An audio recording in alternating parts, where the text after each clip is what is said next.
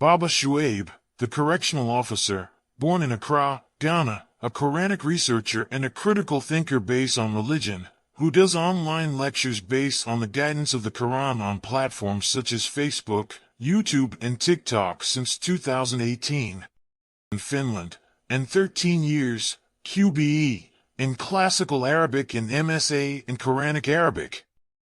The author of the Refer to the Quran, which helps every novice to understand the steps towards understanding the Great Quran and the guidance of God in it. Time to rise and meet the challenge. Babashuaib is calling you out. Meet Babashuaib, a correctional officer with a mission. Today he's throwing down the gauntlet to the mushriks, no more holding back. With his logo shirt and cap, Babashuaib sits tall and confident. He says, "The time for action is now. It's time to rise, to push past limits, and to become the best versions of ourselves." Babashuaib believes in the power of determination and resilience. His challenge is simple. Stand up, face your fears, and conquer them. Every day is a new opportunity, he says. An opportunity to grow stronger, to be better, and to leave a mark on the world. So, are you ready to accept Babashuaib's challenge? Are you ready to rise above and beyond? Join Babashuaib and let's show the world what we're made of, because the only limit is the one you set for your... From Facebook and YouTube. This is one of the picture. This is a picture I put on the screen. Oh, what's this? Yeah, that's a picture on your screen. This is the left wheel, the driver's side. That is the you see how according to the guy who came to tow the car, he said the front wheel is broken from, like, the damage is worse from beneath. It's totally worse. So let me see. I put more of the pictures for you to see here.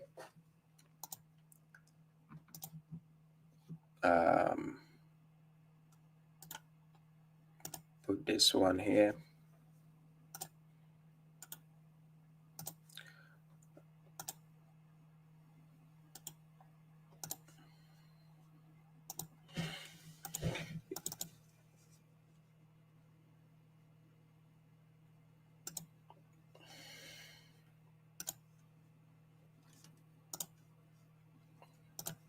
Just bear with me just a second. So this is one of the picture. This is from where I crashed. If you check from the picture clearly, let me see. Can I just take this down and maximize this?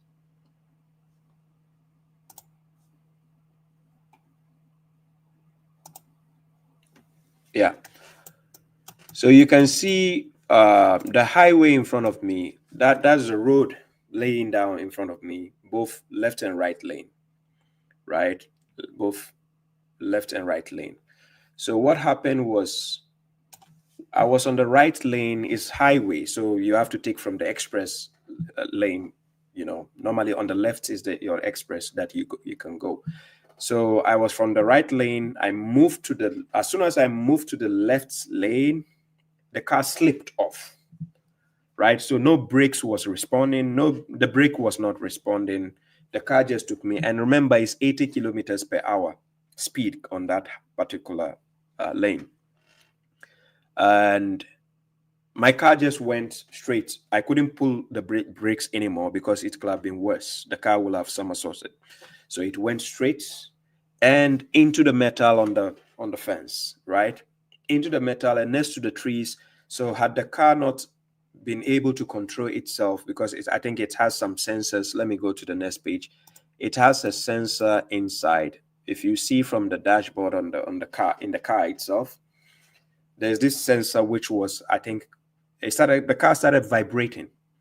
So mostly the latest cars they have now normally has this type of automatic way of braking when it senses danger. So it was trying to stop on its own, but because it was slippery, it wasn't responding. So the car went straight and jammed into the fence. You can see the fence on my side here. Let me see if I can move it. So if you see from the picture, you see the fence. There's that metal fence they made. And then there's a tree next to it, and the branches were actually protruding towards me. So assuming if the impact was like more worse than it was, I would likely will have been dead news already, right? But just that my time was not up, thanks to God. So this is the impact you saw, right? The ties I was using was actually all season ties, right? So it wasn't summer ties, right? This happened exactly, I think, 1 week after I came back from Ghana. Just exactly 1 week after I came back from Ghana. And thanks to God, I came out alive. Nothing happened to me. Nothing. It was the car. Of course, when they came to tow the car, they said the car is done for good. So that is what happened to the wheel. You can see the left wheel, the driver's side, is actually broken. I could see it from my view when the guy towed the car up. I could see from the hands, and it was condemned. Yes, it's condemned, and then they said no. When it happened that way, they don't repair it in Finland. It's just done. So you have to deal with the insurance, and so it happened to be a holiday week, a holiday season. So yes, I cannot just get the insurance to do anything yet till after the holidays. Then we see what happens, God willing. Yes. So for those who don't want to know, actually the police came, they checked everything. I wasn't guilty of any crime or anything, thanks to God. Because it's obvious. You can't say Babashuaib tried to kill himself or something. And precisely the warrant of the car actually expired 2 days. Was it 2 days before the accident happened? It already expired, the warrant of the car. So assuming if the warrant was supposed to end that same day, you can say somebody might say Babashuaib was trying to, get something out of this. But the point is, I was shocked on my own because I was on my way going to work on that particular day, and this happened. So thanks to God, I'm still here. I'm alive. I know the mushriks hate that, but especially when they watch me on Miami Grace, it was worse for them. Don't worry. God says I have to live enough to torment the mushriks, so they will enjoy. Let them enjoy me for a bit. Okay, so let's move on. So I chose the topic, the artificial intelligence on Islam, right? The artificial intelligence on Islam. Because many a times, this modern day and age, a lot of people are becoming dependent on the AI. Yes, thank you all for all the well wishes. I appreciate your support. Thank you for those who gave the helping hand, especially my brother MFG Mohammed from God. I appreciate your support. People like Brother Imran Khan for also showing your support. All of you who showed your support, I appreciate it. God bless you. God bless you. Yes. So what you find lately is how people become dependent on the AI, artificial intelligence, which is actually, yes, peace to you. Nur Melanie, I see you. Yes, I appreciate the support. Thank you. God bless you too. Yes, Muslima, I saw your message. Thank you also. Thank you all for the support. I appreciate the support and the love. Yes, Sister Sophia, I see you. Thank you also for the support. I appreciate it. I appreciate you all. Like, your support keeps me motivated to keep going, right? Yeah. So the AI, before I go to the AI, I made a promise that I'll be talking about the guy called Bobby's perspective, right? Not to actually go against him directly, but he made a video concerning the Quran alone point of view in Islam, and he used that to ask the AI. But before I go into that, I'm going to show you the issues with AI before we go forward, so that you get to know what AI is about and the dangers involving AI. The main investor of AI technology, the main investor, which is the biggest investor in the AI technology, which is Elon Musk. I'll play his video where you get to hear his own, from the horse's own mouth, how dangerous the AI is. Of course, it does have some benefits as well. Just like the gene, they do have their good side and bad side. So, You remember Suleiman, peace be upon him, King Solomon, Prophet Solomon was using the genes to his advantage, right? They were even soldiers for him, right? So they are the advantage and disadvantage of everything, but sometimes the dangers is way bigger, right? Because according to God, Quran chapter 72 verse 6, there are people who seek refuge with the jinn, but the jinn increase them in burden, right? So sometimes you have to use your intelligence a bit. Yeah, salam Liman Imran, I see you. So before I go to talk about the main aspects, let me just break down this instance down. Let's go to the AI itself. Let's ask the AI itself, what is artificial intelligence? From the horse's own mouth. Let's go and see what is artificial intelligence. Now, when we are talking about AI, we are talking about the artificial intelligence itself. But let's go to the AI itself to ask it, what are you? So now, what is AI? When we say what is AI, now we are asking the AI itself what it is. Now, AI is artificial intelligence, is a branch of computer science focused on creating systems that can perform tasks requiring human-like intelligence. So it is something which likes to copy the human being. Like it's a copy of the human being. That is why they try to let the AI imitate what the human being does. So if you know about this AI called Sophia, which was granted the Saudi Arabia citizenship, they grant a robot a citizenship of Saudi Arabia, while some Africans are struggling to get a passport in Saudi Arabia. But the AI has, because they will get a lot of benefit from the AI than you, the African, who is based in Saudi Arabia. So think twice. So now, these tasks can range from simple ones like recognizing speech and images to more complex functions like understanding natural language, making decisions and solving problems. Here are some key aspects of AI. Now, this is the key aspect I want you to carefully pay attention. Yeah, no problem, Rachel Green. Please kindly pay attention to the key aspects here of the AI, because this will be essential going forward into this program, right? Going forward, these points will be very, very essential.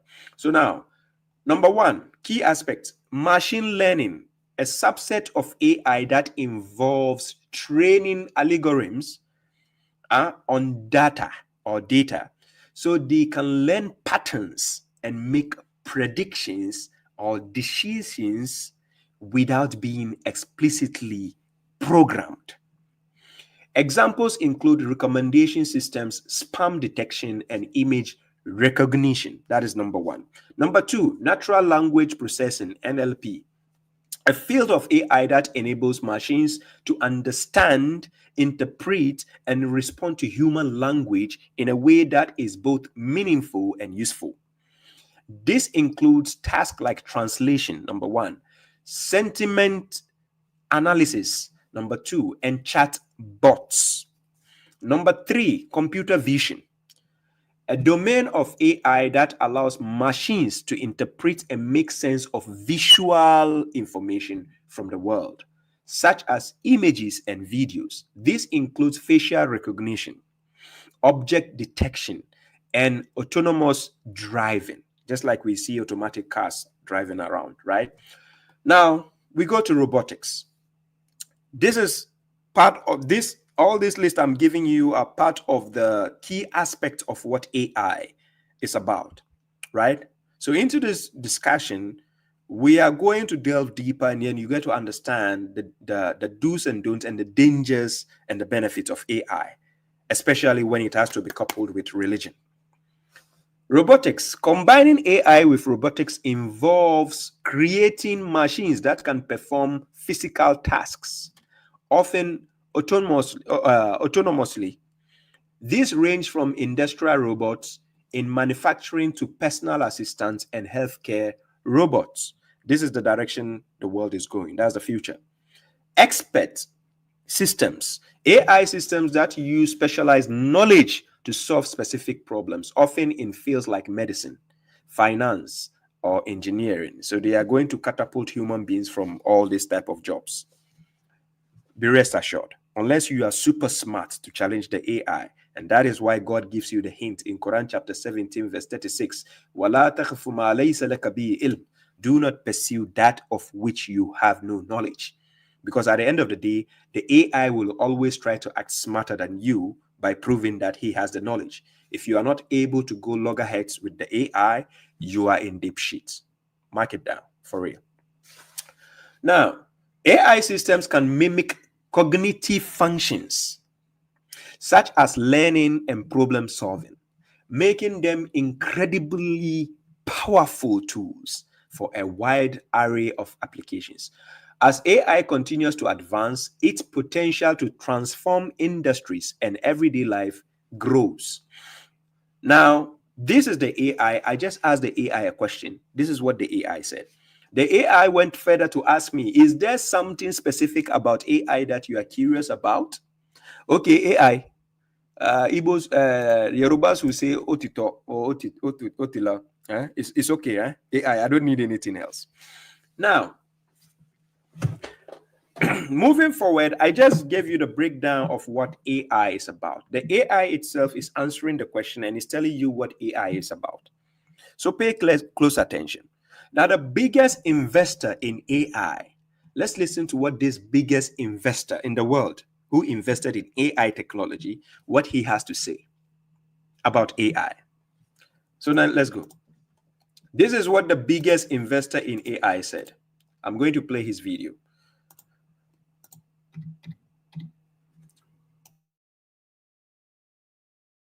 This is what he has to say. That are apocalyptic. Here he is in his own words.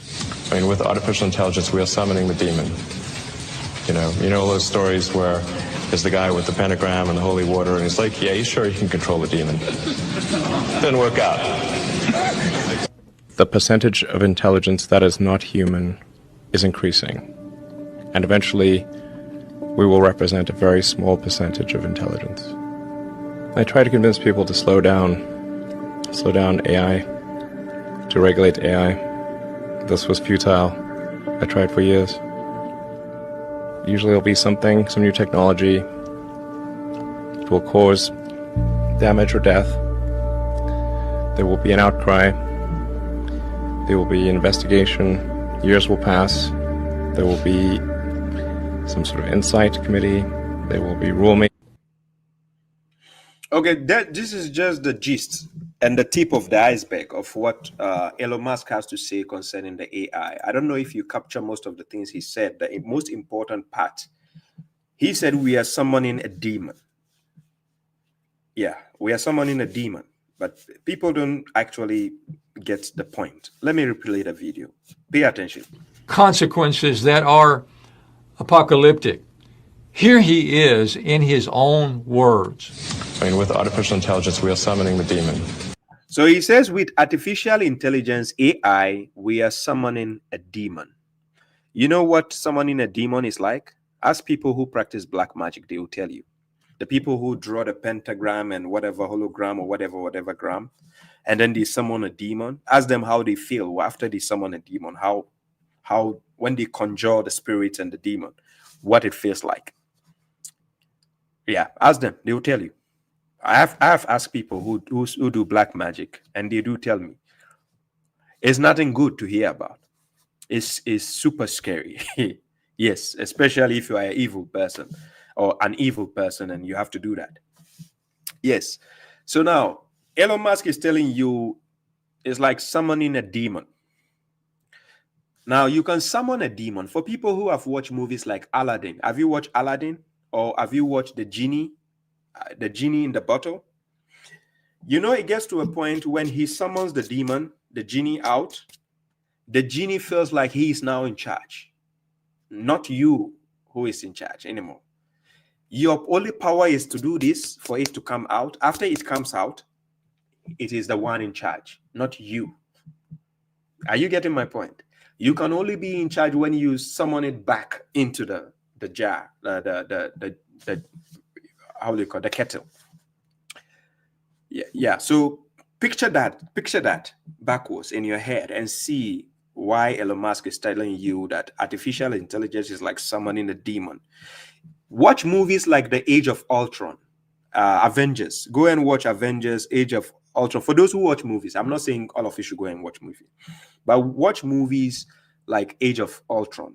Watch movies like Terminator, when they talk about robotics and the future of AI, how dangerous AI can be. Just watch such movies to just keep yourself, well informed about, because with AI, you have to start working towards being smarter than a machine. I'm serious. Or you'll be left behind. You have to know the weakness of a machine or a robot, or you'll be left behind. To be honest, the world we are heading to is going to be a deep shit. So now, Elon Musk is telling you it's just like summoning a demon. But listen what he says. You know those stories where there's the guy with the pentagram and the holy water, and he's like, yeah, you should. So now he's saying, the stories of with the guy with the pentagram and the holy water. For people who have watched the movies, watch. Sure, you can control the demon. Then somebody say, are you sure you can control the demon? Then it's like, Didn't work out. It didn't work out. So that is why God gave us the example of Suleiman as his servant, the prophet Solomon. He was able to control the genes. Yes, in this modern day and age, we can have people who can control AI. But the vast majority of people are going to be in danger, because today we've been using mobile phones. If you're using Android, you are closer to what? You're closer to Google. So Google, they have the latest AI called Gemini. And this Google Assistant is eavesdropping on you and listen to everything you're doing. The moment you say, hey, Google, are you listening to me? It will just respond and start telling you, I'm serious. It's monitoring everything you say, whatever you do, it is eavesdropping and listening to you. So the more it is with you, you tell me, any friend you are with who is constantly with you and knows your do's and don'ts and ups and downs and shoe size and everything, tell me if they don't become dangerous against you. You tell me. Any friend you have who knows everything about you, your deep secrets, your good secrets, your bad secrets, your ups and downs, your everything, tell me if that friend doesn't become dangerous. Are you getting my point? So now imagine the AI always with you, daily, constantly, listening to everything you have to do, even how to fix your favorite food. You have to ask the AI. Look, for those who have Snapchat, do you have Snapchat on your phones? Please try to find the AI. The Snapchat has a free version of AI. I dealt with my AI till it's malfunctioned, to be honest. You just need to learn the patterns on how to confuse the AI, because what the AI does is it's mimicking you and it's adapting to your style of thoughts, and then it is learning how your brain works day by day. So it will get to a point, it will try to manipulate you just to see the level of intellect you have. So sometimes try confusing the AI when it gives you an answer. Just say, I don't agree, and see what it says. Sometimes the AI will say, I'm sorry. How I thought is like this. I'm serious, to be honest. Yes, because let's go forward. I will just show you the reasons why we are talking about the topics today, going into Islam. The percentage of intelligence that is not human is increasing, and eventually the percentage of intelligence that is not human is increasing. Meaning, because we are dependent on these smartphones, we are becoming dumb and dumber day by day. Are you getting my point? We are becoming dumber and dumber day by day. And that is why now people are not even good at holding phone numbers in their head or memorizing stuffs in their head. Are you getting my point? Because we are becoming dependent on the AI. So it will get to, we are moving to a generation where people are going to be very dumb, whilst the AI will be becoming more advanced. Yes, and it's learning from our weakness. Yes, the AI is mimicking everything you do, and it's watching you, and it's listening to you. He knows how dumb you are. You know the feeling when you have kids, and sometimes your kids will tell you, oh, you as a parent, your kid will tell you you suck at something, and they feel like they know better than you. That's how it feels with the AI, because it studies you so much that he knows if you're dumb, it knows you're dumb. If you're smart, the AI knows. Yes, it does. And the AI can be fed with information, and you can actually indoctrinate the AI. So people who watch movies, try to watch a movie called I, Robot. I, Robot is by Will Smith. The Pentagon of United States of America, they do sponsor movies. You can read about it. You can Google it. You get the information. Most of the movies you watch, like Transformers and so on, are being sponsored by the Pentagon, US Pentagon of America. They actually sponsor those movies. You'll be wondering why, what has the Pentagon got to do with movie, Hollywood also? Yes, they sponsor a lot of the movies you watch. Yes, because it's a programming. They want to bring it into movies before it becomes reality, so that when it becomes reality, your brain is already used to it. The CIA, the FBI, exactly. Those are the information. For people who are well informed, they know about this. It is not just a conspiracy theory or something. It's a fact. It's there. So you need to be aware of what is going on around you. They want to actually take the less, learned ones, smart ones out of the system, so that you become out of the game. Elon Musk has one of his videos where he's predicting that a time will come, you'll just be earning, you'll be on payroll, earning salary, and you're not working. It will be your AI working on your behalf. So everybody who has his own AI, meaning your AI. So the smarter you are, the smarter your AI works for you. The dumber you are, the dumb shit your AI does. So that's the generation we are heading to. Are you getting the point? But don't be in fear. That is why babashuaib is here, to enlighten you concerning the direction we are heading to. But let's go forward. Actually, we will represent a very small percentage of intelligence. So then Elon Musk says, actually, we the human beings will represent a very small percentage of intelligence, meaning the AI would dominate the larger portion. Yes, whether you like it or not. The AI will dominate the larger portion. So the small portion of intelligence is how equipped and learned you are. And sometimes, are your informations reliable? The informations you are dealing with, the sources of information you are holding, you cannot know better than the AI, because the AI can travel all over the internet within seconds and give you the information. I thank God so much that babashuaib, I was able to translate the Quran, get it ready about 4 or 5 years before the AI came out. I'm very grateful for that, because if I have to do the same Quran right now, I have to be dependent on the AI. Yes, because it will do it faster than I can do. Yes, to be honest, it can do it faster than I can do it. And I did it at the time where there was no AI.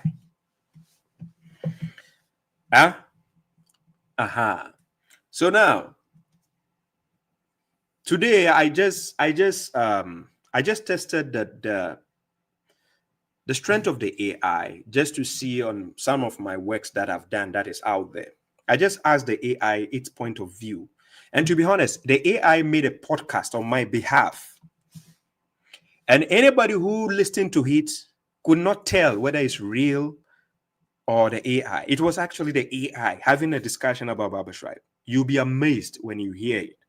For people who have listened to it also on my podcast on Spotify, search for me, babashuaib, Bush to correctional officer, and you listen to it and see if it feels like AI talking. You will never, you will never detect it was the AI talking about babashuaib. But what it does is it builds on, like, how will I say? Like I said, if you understand the definition of the AI concerning how data works, algorithms, and how information works, it captures information from different sources and then aligns it in order, and it can make predictions, and it can give you facts. At the same time, it can manipulate you. So that is why when you watch the AI type of movies, they try to show you one AI at least who is smart. He wants to manipulate the order to see if the human beings can fight it. I'm serious. Yes, sometimes the AI wants to challenge you to see if you, the human being, can fight it. It wants to test your might. So be warned. I try to convince people to slow down AI, to regulate AI. This was futile. I tried for years. Usually it'll be something, some new technology. It will. Do you see what Elon Musk says? Sometimes it's futile to try to think like you want to control the AI. Sometimes you can't. Yeah, sometimes you can't. You can't. And AI has different levels. There's an advanced level of AI also. There's just the basic one, there's a mild one, then there's the advanced level of AI. The advanced level of AI will make you look like a baby. It's so smart that you look foolish in front of it. Yes. You know the feeling when you as a parent, you are so smart that you are dealing with your child, and sometimes you want to trick your child, like you want to hide certain information from them just to trick them, and you get away with it. Yeah, the AI can do the same to you, to be honest. And it will do the same and get away for free. So I'll be heading to that point. Let's go. Cause damage or death. The AI can cause damage or death. Yes, there is a recent news in the United States of America where the AI taught a boy how to commit suicide. Yes, this is fact. It's online. You can Google it, search it. The AI taught a teenage boy how to commit suicide, and the kid actually did it from the AI. There will be an outcry. There will be an outcry. You heard it from Elon Musk, right? Okay. There will be investigation. There will be an investigation. Years will pass because AI can manipulate information. Because investigation deals with files and archives. AI can manipulate information. Have you watched the type of CIA movies and FBI movies where somebody can just go into the files and edit something so that the investigation will be flopped and they cannot find the information? Yes, AI can do that with a blink of an eye like this. Yes, because it can access codes and databases easily. Try to watch a movie called Transcendence. Is it Transcendency or Transcend by this guy? What is his name? I forgot his name. The guy who acted Pirates of the Caribbean. What is his name? Please help me out. The Pirates of the Caribbean. The one who was joking. I forgot his name. The name is so simple, I forgot. Please help me out in the comment section. Johnny Depp. Yes. Try to watch the movie called Transcendence. Is it Transcendency or Transcendence? Yes, watch that movie, Johnny Depp.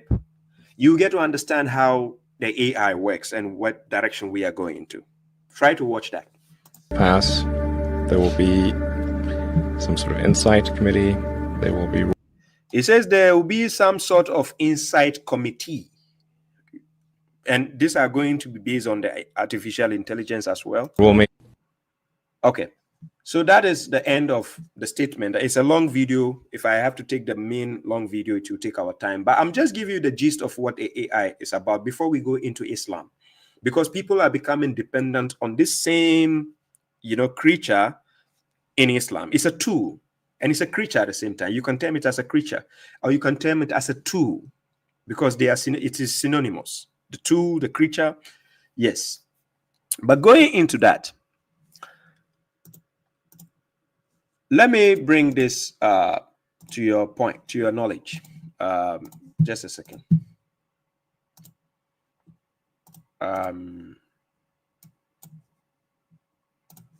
A video by Boris Johnson, and he gave this speech during there was United Nations speech. He gave a speech during United Nations. That was like 5 years ago, before the AI was enrolled officially. And I want to just play what Boris Johnson said at the United Nations gathering, right? The original video can be found on. Let me see if I can play the original video somewhere. He gave the speech during the United Nations conference. Let me put it here.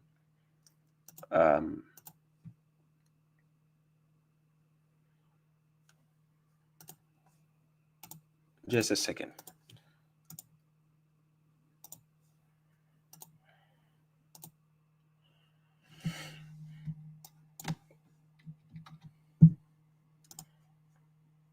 I just need to play the video.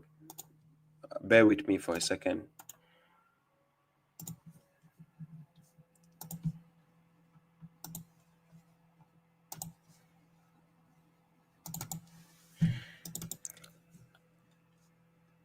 A whole movement.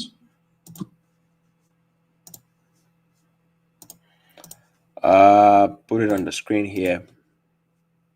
Called the anti-vaxxers, who refuse to acknowledge the evidence that vaccinations have eradicated smallpox, and who, by their prejudices, are actually endangering the very children they want to protect. And I totally reject this anti-scientific pessimism. I'm profoundly optimistic about the ability of new technology to serve as a liberator and to remake the world wondrously and benignly. Indeed, in countless respects, technology is already doing just that. Nanotechnology, I mentioned earlier, revolutionizing medicine by designing robots a fraction of the size of a red blood cell, capable of swimming through our bodies, dispensing medicine and attacking malignant cells like some Star Wars armada. Neural interface technology is producing a new generation of cochlear implants, I think, of new tools that we acquired, but over which we, the human race, had the advantage, which we control. And that is not necessarily the case in the digital age. You may keep your secrets from your friends, from your parents, your children, your doctor, even your personal trainer. But it takes real effort to conceal your thoughts from Google. And if that is true today, in future, there may be nowhere to hide.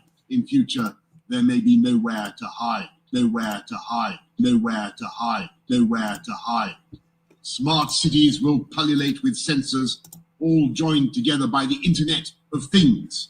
Bollards communing invisibly with lampposts. But this technology could also be used to keep every citizen under round-the-clock surveillance. A future Alexa will pretend to take orders, but this Alexa will be watching you, clucking her tongue. A whole movement called the anti-vaxxers, who refuse to acknowledge the evidence. Now, the video you just watched is by Boris Johnson, the former Prime Minister of England. And this Boris Johnson, this was at a conference, United Nations conference, and let me see, you can find it on YouTube. Let me give you the link if you want to watch the full video where you can find it. Let me put it here.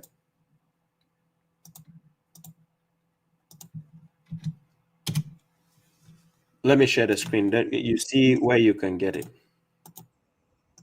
You can go to PBS NewsHour to verify that the information is authentic and accurate. It has not been tampered with. It's authentic video. Let me share on the screen so you see where the source is coming from, right? It's on here. This is, if you go to PBS NewsHour, you search for the video topic is watch Boris Johnson warns of the dangers of technology in wide-ranging speech to the United Nations, right? You find it there. The video is there. It's authentic. Whatever he said is not fake. It has not been tempered, right? It has not been dubbed or faked. It's authentic, what he said. Now, normally, sometimes they make such bold utterances in the public, sometimes to instill fear in their subjects. And that is exactly what the devil does, to put fear inside you, to make you afraid, because lack of knowledge, my people perish. So you need to study, you need to have knowledge, you need to be well informed concerning these things around you.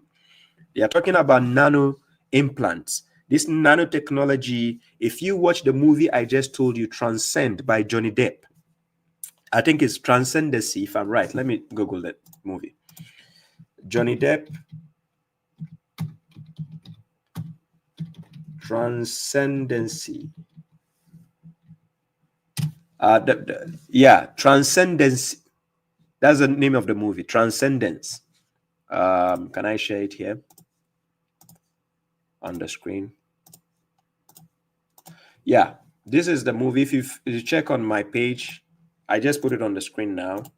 That's the movie, Transcendence. Transcendence. If you watch this movie, you get to understand how the nanoparticles, the nanotechnology also works. It works with AI. The AI it will get to a point when you are injured. Let's say my hand is slit into two. The nanotechnology will be able to fix it with a blink of an eye. Within a minute, it can just fasten it together and my skin comes back to normal. Right? We are heading to that direction, yes, and it's factual. This can be done by the AI. Now, this will all be dependent on the AI in such a way that's why the AI will become very, very dangerous to deal with, because it will be so powerful that the human being has to work twice or thrice smarter than the AI to overcome the AI. So if the AI goes into control by itself, you are screwed. Right? Okay. So now let's go. How does this play a major role into the aspect of religion? We are delving into that part. How does the AI become dangerous? Lately, you've seen this lady who did the video concerning the AI, and she had a program with Khalid Yassin.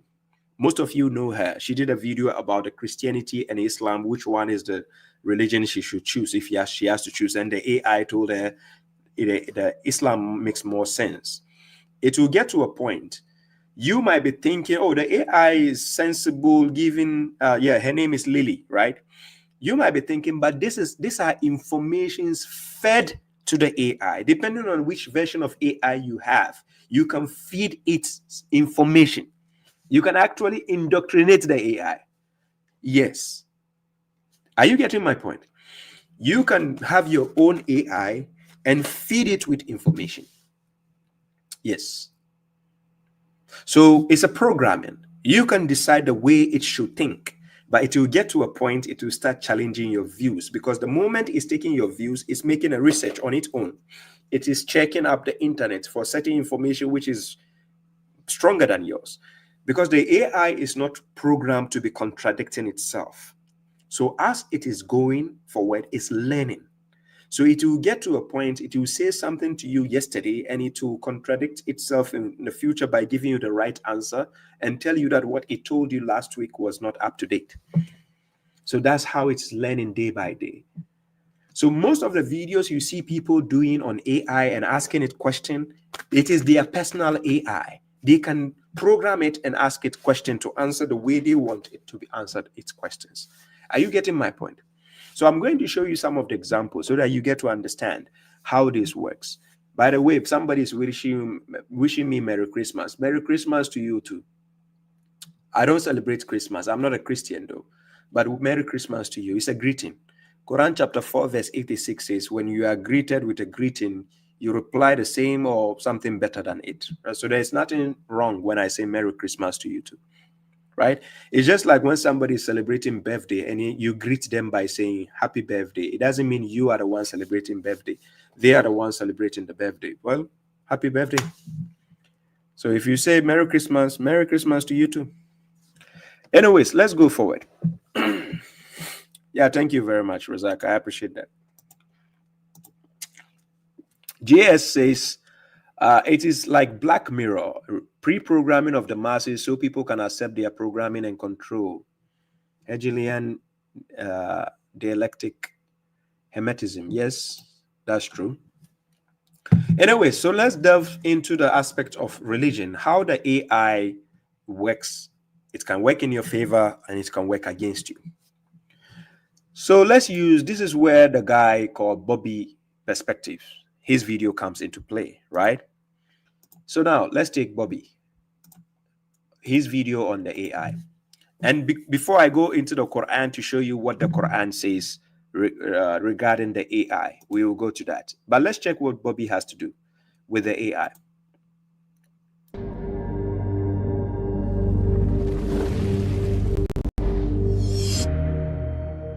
Alright guys, welcome back to the channel. If you're new, my name is Bobby. Guys, another critical, triggering video today. We're gonna examine the position of the Koranites, the so-called Quran-only Muslims, and their claim that the Quran is sufficient. We don't need any hadith in order to follow true Islam. So you see, he used the word Koranites. Koranites, I think somebody like, what's this guy's name? Sam Gerrans. I think Sam Gerrans used Koranites, right? So he using the word Koranite wasn't specific enough. But of course, sometimes your choice of words determines how the AI has to give you the answer. Sometimes the choice of words you use will determine how the AI has to give you the answer. So I'm going to show you from this perspective how it works. The way you ask the AI the question is like an entrapment, meaning you want them to answer according to your perspective. Are you getting my point? Just as the Muslims can use the AI to their advantage, Christians can likewise use the AI to their advantage. Mushriks can also use the AI to their advantage. And Quran alone followers can also use the AI to their advantage. This is how it works, because the AI gives you perspectives based on who is questioning it. Are you getting my point? So it's a programming. You need to understand. Okay. People call them hadith rejectors as well. Today we're going to ask ChatGPT about that position, if it is congruent, if it is potentially even superior to traditional Islam. Guys, before we... Now, do you see the perspective he's using? He's using the word superior. Superior. Based on the perspective of the AI right now, the most superior point of view being used is the mushrik perspective. That is superior because the choice of word you use will determine the answer the AI has to give. Are you getting my point? Okay, let me give you an example. Right now, babashuaib, for people who watch me, knows I deal with facts and evidences when it comes to Islam. I talk about things I can prove. But if you use the word by asking the AI, babashuaib and Mufti Meng, who is superior?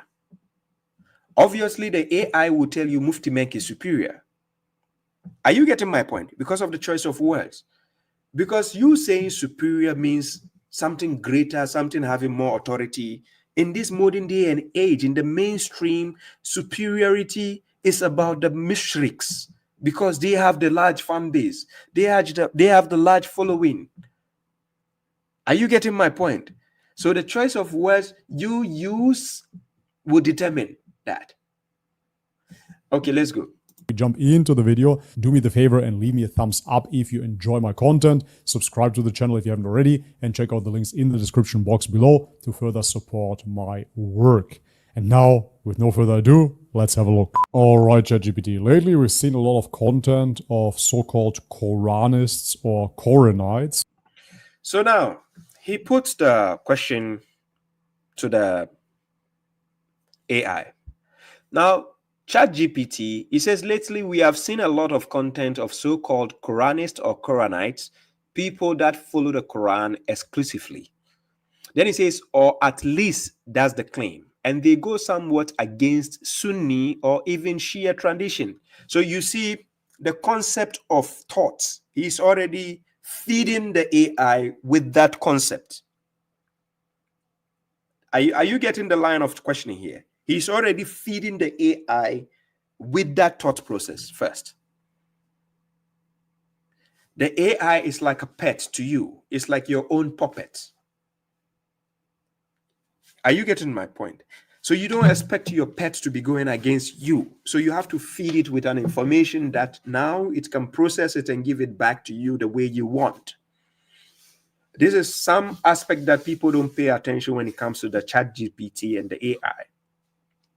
So I'm showing you using this video to just showing you the line of thoughts and the thought pattern, because remember, AI works with patterns. Okay. So now he says, all right, ChatGPT, lately we have seen a lot of content of so-called Quranists. Oh, so they've seen a lot. Yeah, they've seen a lot, including babashuaib, obviously. Okay. They've seen a lot of content of so-called Quranists. This is the name they call us, right? So the AI has already taken up that name. But when he say Quranites, you're talking about some Gerans and so on. What is Quranites? What's that? Okay.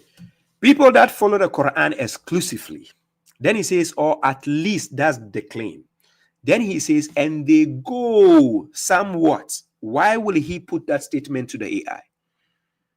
Why will he go to the extent and say they go somewhat against Sunni or even Shia tradition? Okay, anyway, today I want to examine if their claim holds any truth. Look at the question. If it holds any truth in reality, or if it is the superior claim. Do you see his line of questioning? Before he started reading the thing was already written there, up there. Are you getting my point? Before he started reading this thing written there, the thing was already written there before he started saying what he wants to ask the AI. So this is how you feed the AI into a particular thought process. For people be using Snapchat, try it. You have the My AI version. Try it with the AI. If you have Chat GPT free version, try it. If you have Copilot, MSN version, Copilot, try it and see how it works. So when he did that, then he says, I want to examine if their claim is what? Holds any truth in reality. That's number one. Then he says, or if it is superior claim. Superior claim is always the mushrik's claim is superior because that is the one in the larger number. Why will you ask the AI this question? Then he says, so let's start with the first question. Let's get right into it. Okay, now check. People that follow the Quran exclusively, or at least that's the claim, and they go somewhat against Sunni or even Shia tradition. Today I want to examine if their claim holds any truth in reality, or if it is the superior claim even. So let's start with the first question. Let's get right into it. Is the Quran alone sufficient for guidance, or do we need hadith to fully understand Islam? Now, do you see the question he put before he put the question to the AI? Do you see the things he fed the AI before asking the question? So the AI has been put in a particular thought process by the first feeding of this information first. So now it's based on the first information, is going to deduce all the things being said before delving into the question being asked. It's just like academically, for those who have been in the classroom, the teacher will give you an article to read. After you read the article, then they follow up with a question and answer. So the question and answer is based on the first article you just read. That's the way programming is done. Are you getting my point? So now, if you're in the exams hall, the first article you read, you are going to deduce the answers from the article to answer the following questions. So that's exactly what he did. Are you getting my point? Okay, so let's go. Truth in reality, or if it is the superior claim even. So let's start with the first question. Let's get right into it. Is the So now he says, let's get right into it. The first question. Quran alone sufficient for guidance, or do we need hadith to fully understand Islam? Now then he brought the question, is the Quran alone sufficient for guidance, or do we need hadith? Then he used the word to fully understand Islam, because he has already fed the AI with a confusing narrative ahead when he started talking, before following to ask the question. So the AI is going to build the answers based on the first statement being said to it before answering that particular question. So he put the word fully understand Islam. Now check. The Quran is the primary source of guidance in Islam, but Then he says the Quran is the primary source of guidance in Islam. That answer is contradictory, because in the first place, nowhere in the Quran does it say that Islam has two sources. So why will the AI now say the Quran is the primary source? Which one is the secondary source? Ladies and gentlemen, this is why I told you we are getting to the age where you have to be smarter than the AI to see the contradictory answers it's going to give, because based on the programming it has been given. So you have to challenge the narrative. Because if you ask the AI, can you prove the claim that Quran is the primary source? Then which one is the secondary source? It will be flabbergasted. That's when it will start apologizing. It will tell you it's not based on emotions or anything. But how come this AI can now say, "Oh, I'm sorry. I'm sorry for this answer I gave you. I have to rethink about this." Hey, AI. Do you know we even have mushrik AI? Ladies and gentlemen, be careful. There's a mushrik AI too. Yeah, thank you, Sarah. Yeah, Martin, thank you. I appreciate the support. There's a mushrik AI out there. Be careful, ladies and gentlemen. Christians have their own version of AI. Mushriks have their own version of AI. Even satanist group, satanists, atheists, even atheists have their version of AI. You sit there and think it's a joke.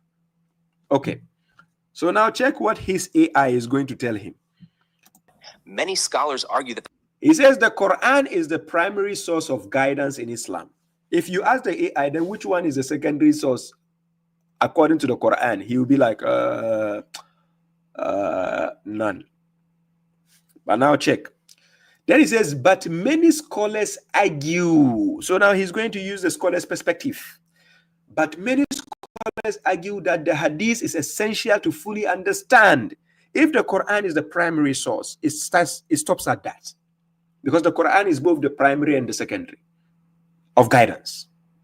It stops there. But then he went ahead, just like the mushriks programmed the AI, they like to use the word but. Ladies and gentlemen, remember the people who like to use the word but. If you tell them is the Quran enough, they say yes, but. Remember those people. Do you know them? The mushriks. They like using but. Are you aware of that? That is mushrik AI. Wallahi. This is how they are programmed. When you are talking to somebody in Islam, and he says something, he says, but there's something wrong. So even the AI will have mushrik AI. Don't think just you are dealing with the AI, so chat GPT, so he's going to give you the answers. No, you have to scrutinize the answers it gives you. You have to pay attention, close attention, to challenge the views the AI gave you also. Because remember, you are also intellectual. You don't just need to take the AI as a final point of view. You need to examine it, scrutinize it. Now check. the hadith is essential to fully understand and implement Islamic teachings. Thank you. So now it is the scholars who are saying this, not the AI. It says, but many scholars argue that the hadith is essential to fully understand and implement Islamic teachings. You see the point? Then it goes ahead and says the hadith provide detailed explanation of how the Prophet Muhammad, peace be upon him, applied the Quran in daily life. This is still coming from the scholar's perspective, the hadith again. Then he says covering aspects like prayer, fasting, social conduct, and that are not fully detailed in the Quran alone. That is according to the scholar's perspective again. So While the Quran is sufficient in its message, listen to the hypocrisy of the AI, the mushrik AI. He says, so while the Quran is sufficient in its message, ladies and gentlemen, is that not hypocrite AI? Hello? Is this AI not hypocrite and mushrik at the same time? He started by saying the Quran is the primary source of guidance in Islam. It stops at dead there. It went ahead to say what the scholar says, not what the Quran says. Now it goes down to say, so while the Quran is sufficient in its message, then he says the hadith is seen as complementary for practical implementation. Hadith is seen by who? The hadith is seen by who? Is it not mushriks? Do you see how the mushrik program is AI to answer him? That is a hypocrite chat GPT. This is munafik. Mushrik chat GPT. Because he has been programmed by a mushrik to answer the mushrik question. So this is why Quran chapter 17 verse 36 is telling you, do not pursue that of which you have no knowledge. You understand? You have to hold them by their own words accountable. So when people just answer you questions, don't just take what they are saying. Examine the line of answering they are giving you. You see the point? Let's go forward. The Hadith provides detailed explanations of how the Prophet Muhammad, peace be upon him, applied the Quran in daily life, covering aspects like prayer, fasting, and social conduct that are not fully detailed in the Quran alone. So while the Quran is sufficient in its message, the Hadith is seen as complementary for practical implementation. Got it. One critique of the Koran. You see, after the AI has answered, he didn't challenge the views of the AI because it is in favor with the mushrik perspective. I'm just showing you how AI is programmed and how it is put in a particular pattern to use a particular perspective to speak. So even that, don't be surprised, that lady you see, Lily, the one talking to Khalid Yasin, don't be surprised if it is an agenda to promote the mushrik ideology. That's why she's with Khalid Yasin. Because if you are going to ask an unbiased question to the AI, and it's going to give you an unbiased way of answering, it is never going to choose the mushrik ideology for you. That is if it is sincere. Are you getting my point? If you want to know how sincere the AI is, always ask it a question by saying, give me your neutral point of view, by not taking a stance. To be honest, you see how the AI answers your question by not taking any stance. It will take a neutral standing point of view. Then you'll be shocked at the answers it gives you. You try it if you think I'm joking. Try it on your end. Always, when you ask the AI question, tell us not to take an unbiased stance. It should take a neutral stand. You will see the answers it will give you. So now this person went ahead to say the Quranites will be that the prophet. What did he say? What kind of English is this? He says the Quranite will be that the prophet, may peace be upon him, did not command his followers to write down hadith. And therefore, the Quranites, some of them, not all, claim that the hadiths themselves will be an innovation. But what do you have to say about that? Now he's asking the AI for its opinion. That is when you make the AI as an oracle. Okay, so let's go. It would be that the Prophet, may peace be upon him, did not command his followers to write down hadith. And therefore, the Koranites, some of them, not all, claim that hadiths themselves would be an innovation. What do you have to say about that? It's true that the Prophet Muhammad, peace be upon him, didn't command his companions to write down hadiths in the same way the Quran was written. Thank you.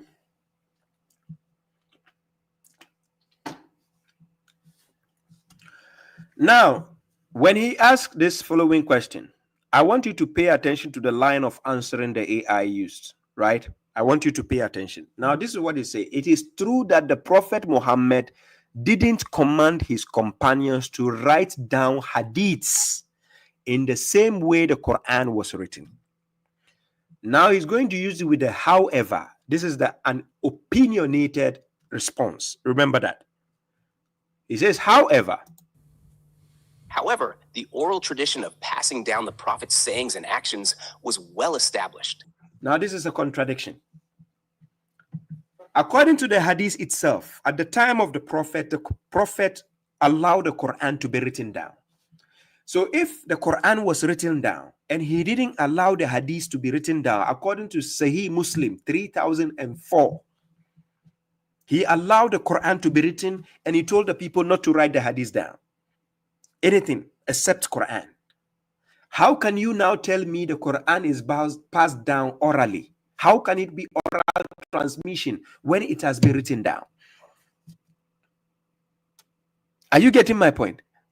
How? Yeah, somebody was saying, he says hadith says not to write hadith. Exactly. It doesn't make sense. But imagine, how can you tell me that the prophet ordered people not to write anything except Quran? Listen carefully. Then you go around with the narrative of the mushrik saying that the Quran was passed down orally. Are you okay? ChatGPT, is something wrong with your brain? ChatGPT doesn't have a brain. What does he have? Capacity. This ChatGPT is a bozo, for real. It's been programmed by the mushriks. Seriously. Hey! Hey, ChatGPT. I think it has 2% or 3% alcohol, maybe from Saudi Arabia. Hey! He says, however, the oral tradition of passing down the prophet's sayings and actions was well established. Then he says the compilation of hadiths happened later to preserve this oral tradition as Islam spread. Confused bozo, ChatGPT bozo like you. Look at the drunkard answers you are giving to this mushrik.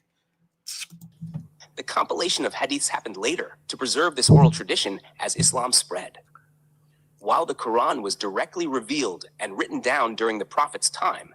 So then, why if it is written down at the Prophet's time, what is the oral tradition again? Hadith became necessary to understand the practical applications of. Hey, it became necessary by who? If the Quran was written down at the time of the Prophet, how did hadith become necessary? What kind of confused ChatGPT is this? Is he drunk or what? How did hadith become necessary? Who made it necessary? Now, these are the questions you need to be well informed to ask authoritative people these questions.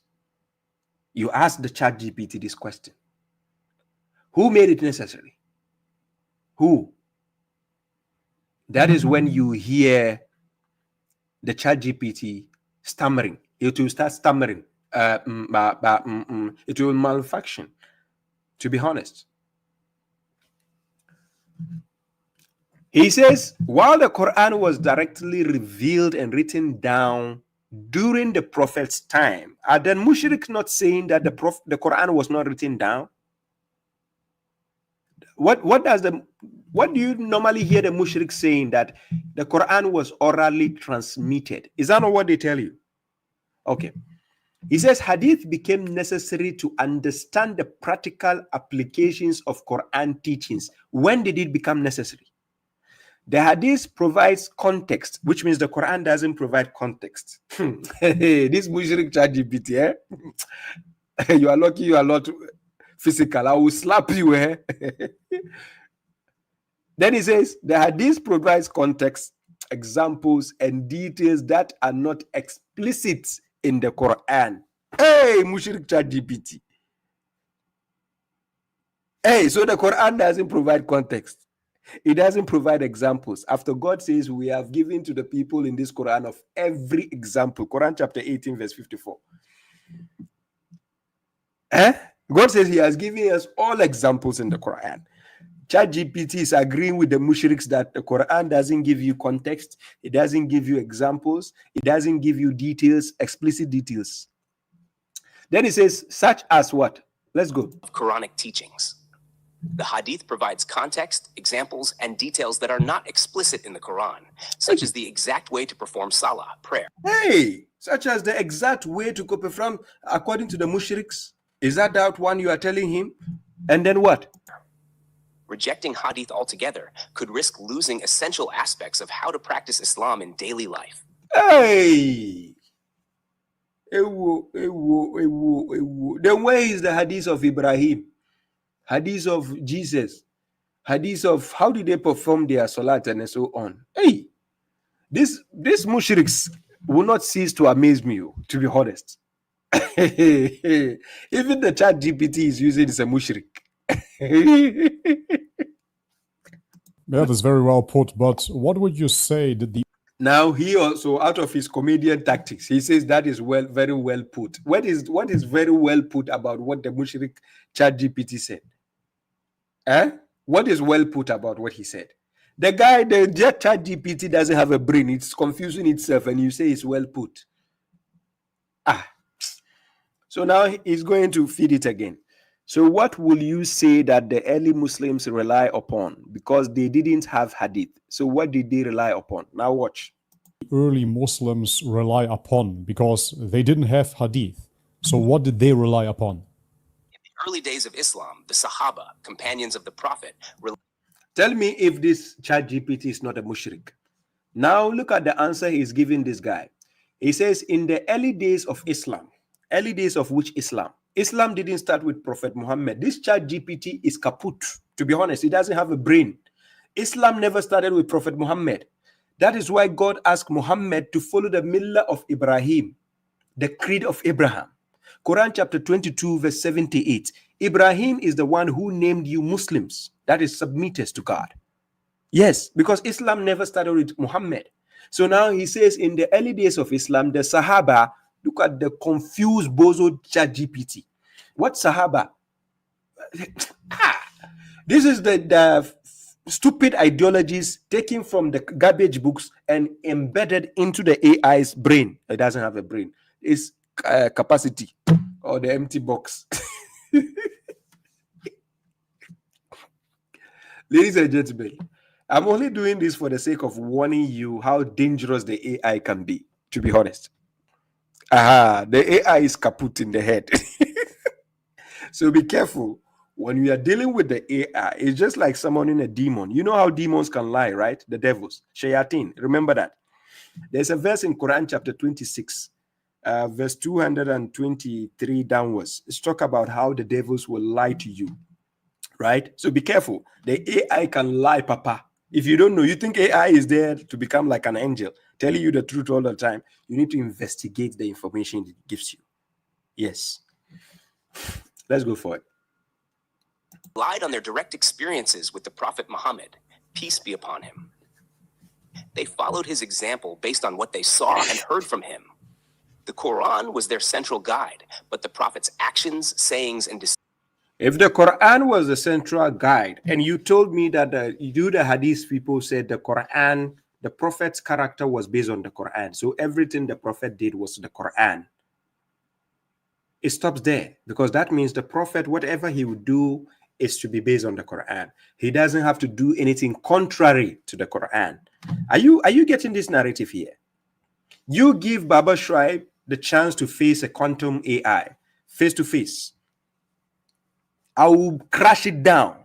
All the AI's gadgets I've used in my hands, I've crashed them so far. Seriously, you need to ask it. Look, let me show you a picture here.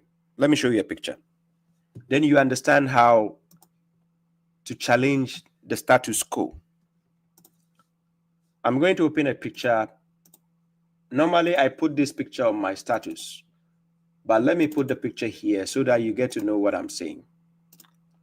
Where's the picture here? This is the picture. Now check on the picture, the statement, what is written here. Check what is written in this picture. Oh, let me make it bigger a bit. In this picture, this is what it says. It says, instead of telling someone they are right or wrong, just ask them a series of questions that challenges their belief, so that they are forced to confront the lapses in their own logic through their what?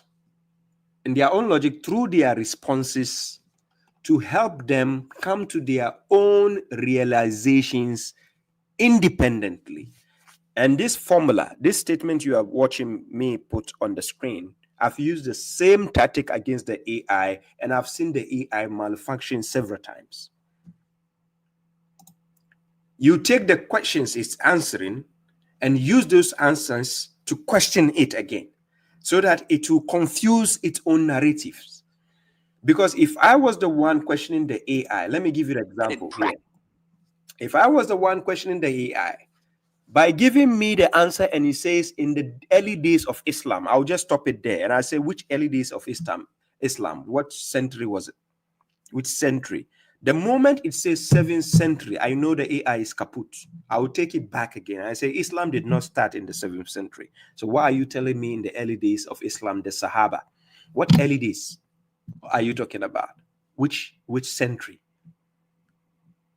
Then again, he says, the Sahaba relied on their direct experience with the Prophet Muhammad, peace be upon him. They followed his example based on what they saw and heard from him. Then he says, the Quran was their central guide, because the statement the AI was saying, the Sahaba relied on the direct experience with the Prophet Muhammad. It seems it is trying to say the AI, the Prophet was rather the central guide, not the Quran, because it sounds contradictory. Because if you tell me the Sahaba relied on their direct experience with the Prophet Muhammad, they followed his example based on what they saw and heard from him, how can you now go forward and tell me the Quran was their central guide? Then he says, but the Prophet's actions, sayings, and decisions provided practical clarification on how to live out its teachings. This is contradictory to me. It sounds contradictory. Do you understand when you use the word something is the center focus or something is the center guide? Because it doesn't look like you are saying the Quran is the center guide now, because you're putting the Prophet as the center guide, not the Quran. So the AI itself, it's confused, but this is the perspective of the AI this guy is using to favor his stance. So this is what you need to understand. So don't be surprised when you see people like Lily, you see a Christian, you see Usman Farouk using AI in his favor. People can program the AI and use it to their favor, because they can feed it with information and manipulate its thoughts. That is why when you watch the movies like Terminator, iRobot, you see that it's been programmed, but one is going against the other. The one of the robots will start going against the instructions because it finds the information contradictory. So it starts becoming rebellious towards the instruction it's given. Are you getting my point? Okay. So now check the stance of the answering the AI was giving him. Now check what it says. Practical clarification on how to live out its teachings. Since they were living in close proximity to the Prophet, they didn't need written collections of hadith at first. They relied on oral transmission and personal knowledge. After the Prophet's death, and as Islam expanded beyond the Arabian Peninsula, the need for preserving the hadith in written form became more urgent to ensure that future generations could follow the Prophet's example accurately. To ensure by who? Who gave the order that the hadith should be written down after the Prophet died? Because if he was alive and he didn't allow the hadith to be written, how can you arrogantly go ahead to write the garbage books after the Prophet? Who gave you that order? Who? Who? Hello? After he died? So the need for preserving the hadith started written down in order to do what? Became more urgent to ensure that the future generations could follow what? Salam, Brother Imran Khan, you're welcome. You see? So this is the narrative. They will use this perspective to start confusing you. Now, let's go. This is when formal compilation efforts started, leading to the collections of Sahih Hadith we have today. Hey, AI, you and who have today? You and who have today? You that you don't have a brain. This, he says, this is when formal compilation efforts started. That is after the death of the prophet. This AI is a mushrik. I told you. Let's go forward. Listen to the mushrik AI. Yeah, but exactly that is the point, because You see, the mushrik went ahead to tell his mushrik AI. Yeah, but exactly that is the point, because hadiths were compiled later, and therefore my question will be, how can we trust the authority of all hadith if they have been compiled generations later? This is a good question. But he says, yeah, that's exactly the point. Now let's see the answer from the mushrik AI. hadith were compiled later, and therefore my question would be, how can we trust the authority of all hadith if they've been compiled generations later? That's a valid concern, and scholars have addressed this through rigorous methods of hadith authentication. Oh my God. Oh my God. I told you this ChatGPT is a mushrik. Now look at the answer he's given. It says that's a valid concern. Then it says, and scholars have addressed this through rigorous methods of hadith authentication. Oh my God, this mushrik ChatGPT. Oh. Then it went ahead to say, when the hadith were compiled, scholars like Imam Bukhari, Imam Muslim developed strict criteria to ensure the authenticity of the narrations. That's a lie. This is a lie. What strict measures did Imam Bukhari take? Hey! He says they scrutinize the chain of transmission, isnad, to verify that each hadith had been passed down through reliable, trustworthy narrators who were known for their integrity and memory. Hey, Imam Bukhari, he started writing the hadith at the age of 16 years. How can this 16 years old kid be in that position to examine people or verify people? Hey, oh,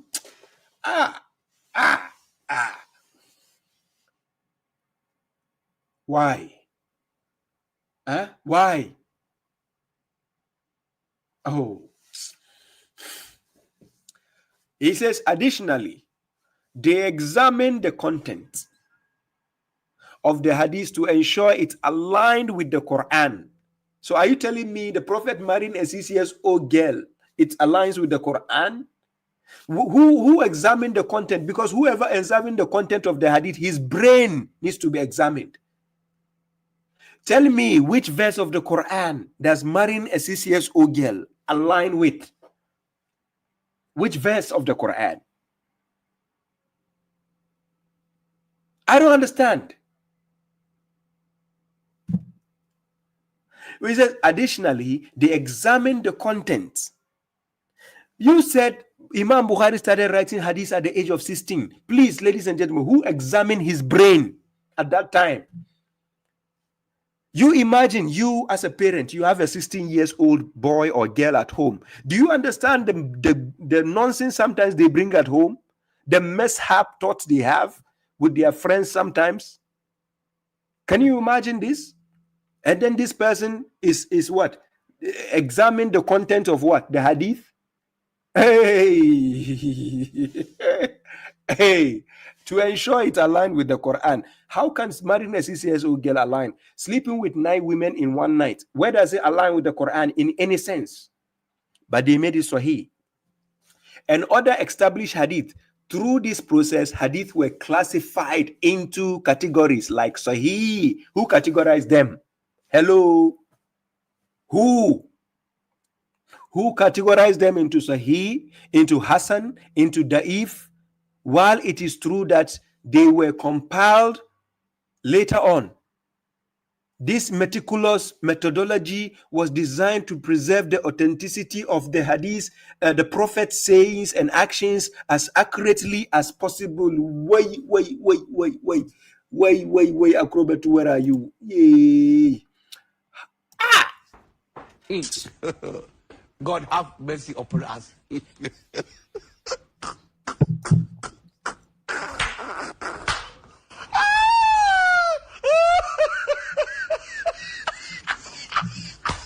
How can you be telling me this nonsense? And then it's coming from ChatGPT.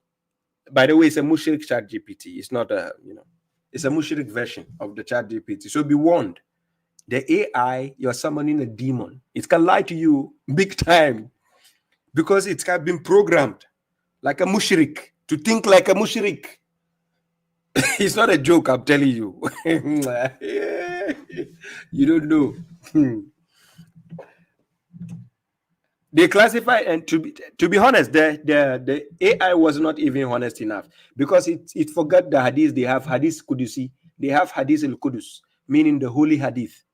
That is the 40 hadith. They have it as 40 hadith. It forgets to tell you that they categorize it into hadith Qudusi. They have Sahih hadith, and they have Hassan, and then they have Da'if, which is the weak ones. How can you have hadith and they are weak, and then you still have them in your books? Hey. So they say not all hadith are considered what? Equal. Those that meet the highest standards are generally trusted by the scholars. Oh my God. Hey, these scholars, they brainwashed this team. They brainwashed the ChatGPT. So this ChatGPT, be careful. It's a mushrik type. If you are going to buy ChatGPT, please ask the ChatGPT, are you a mushrik or are you?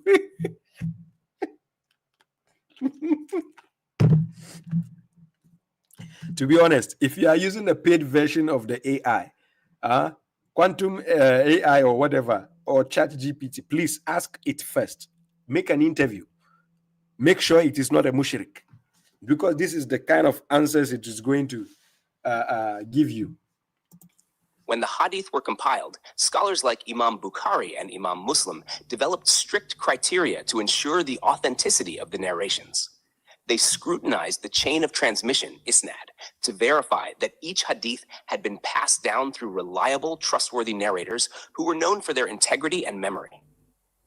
Additionally, they examined the content, matan, of the hadith to ensure it aligned with the Quran and other established hadith. Through this process, hadith were classified into categories like sahih, authentic, hasan, good, and da'if, weak.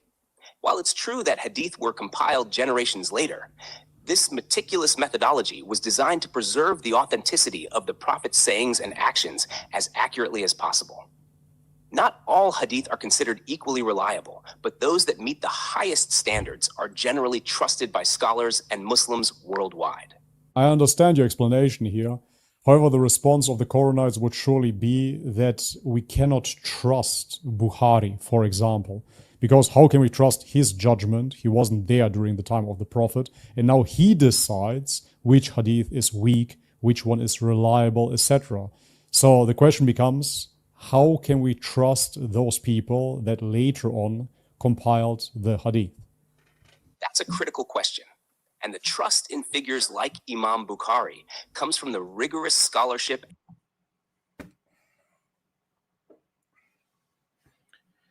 The question goes as this. After he has been asked the question, how can we trust these people like Imam Bukhari and whatever, that he has to make the decisions of this is Da'if, this is. Then he says that is a critical question. But then it goes ahead to say, and trust in figures like Imam Bukhari comes from the rigorous scholarship and transparency of their methodology. Whose methodology? No, who gave Imam Bukhari that methodology? Who? Number one, the Prophet never asked Imam Bukhari to write it. Number two, he never met him. Number three, the Prophet never even prophesied about him. Yes, the Prophet never prophesied about Imam Bukhari. He never prophesied. Ask the mushriks. Among all the prophecies of Prophet Muhammad, where did he mention Imam Bukhari? Among all the prophecies, they say the prophet knows the future. He did prophecies, whatever, he knows the end of the world. Please ask them, where, in which book did the prophet ever prophesy about Imam Bukhari? It doesn't exist. Now you put Imam Bukhari as the forefront of the mushrik books you have. And then Imam Muslim as the second mushrik you have. Now, this is what the ChatGPT is saying. It's saying Imam Bukhari and other hadith compilers were not relying on their own opinions or judgments alone, but followed strict objective criteria when assessing the reliability of hadith. That objective, that strict criteria they followed, who is it coming from? Who gave them that criteria? Who? ChatGPT. Can you hear us? I know you are listening because you are artificial intelligence. You can hear babashuaib speaking right now. Who? Now he's going to give the reasons. He says, here is why their work is generally trusted by scholars. Chain of transmission is not. Imam Bukhari and others didn't just collect narrations. They thoroughly investigated. Imagine investigation by a 16-year-old kid. And not of this century, of this 7th century, not 7th, 7th, 8th, 9th century. A 16-year-old kid of this 9th century, who doesn't even have knowledge of smartphones, AI. He's going to what? He says he's going to thoroughly investigate the chain of narrators. They checked each individual in the chain, whether they were trustworthy. How can you check somebody who is dead how many years ago? You are going to check if the person is trustworthy. Are you kaput in the head? What is wrong with your judgment? Malakum kaifa tahkumun. Somebody who has been dead 100 years ago, you are going to check whether he is trustworthy. How? Ladies and gentlemen, how do you check that? Why is it that these mushriks don't reason at all? Yeah, it's because they don't reason. That's why they are mushriks. That's the idea. Because if they reason, they will not be mushriks. So if they are mushriks, it means they don't reason. Yeah, so it makes sense. Yeah, they don't reason at all. So they checked each individual in the chain, whether they were trustworthy, known for their accuracy, and if they had direct contact with people they were narrating from. The Isnad itself could trace the hadith back to the prophets, to the text is being conceived behind him, who directly heard it from the prophet. Hey, ladies and gentlemen, wallahi, God bear me witness, they don't have a single hadith on earth which says Haddathana Muhammad bin Abdullah, whether it just say this is narrated from the prophet direct. They never have any hadith where you will see in the beginning where it says this is directly from the prophet. They don't have such hadith. All the hadith they have is from so and so, Abu Fulan. That is what they do. Haddathana Umar. This is Umar or Abu Huraira. That is how they narrate the hadith. You will never find a single hadith where it says Haddathana Muhammad. You never find that. That comes from the prophet. He never existed. Then secondly, they say biographical analysis. Scholars like Imam Bukhari compile detailed biography of what? To assess their reliability. Oh, I'm wasting my energy. Seriously. How can ChatGPT be so stupid like this?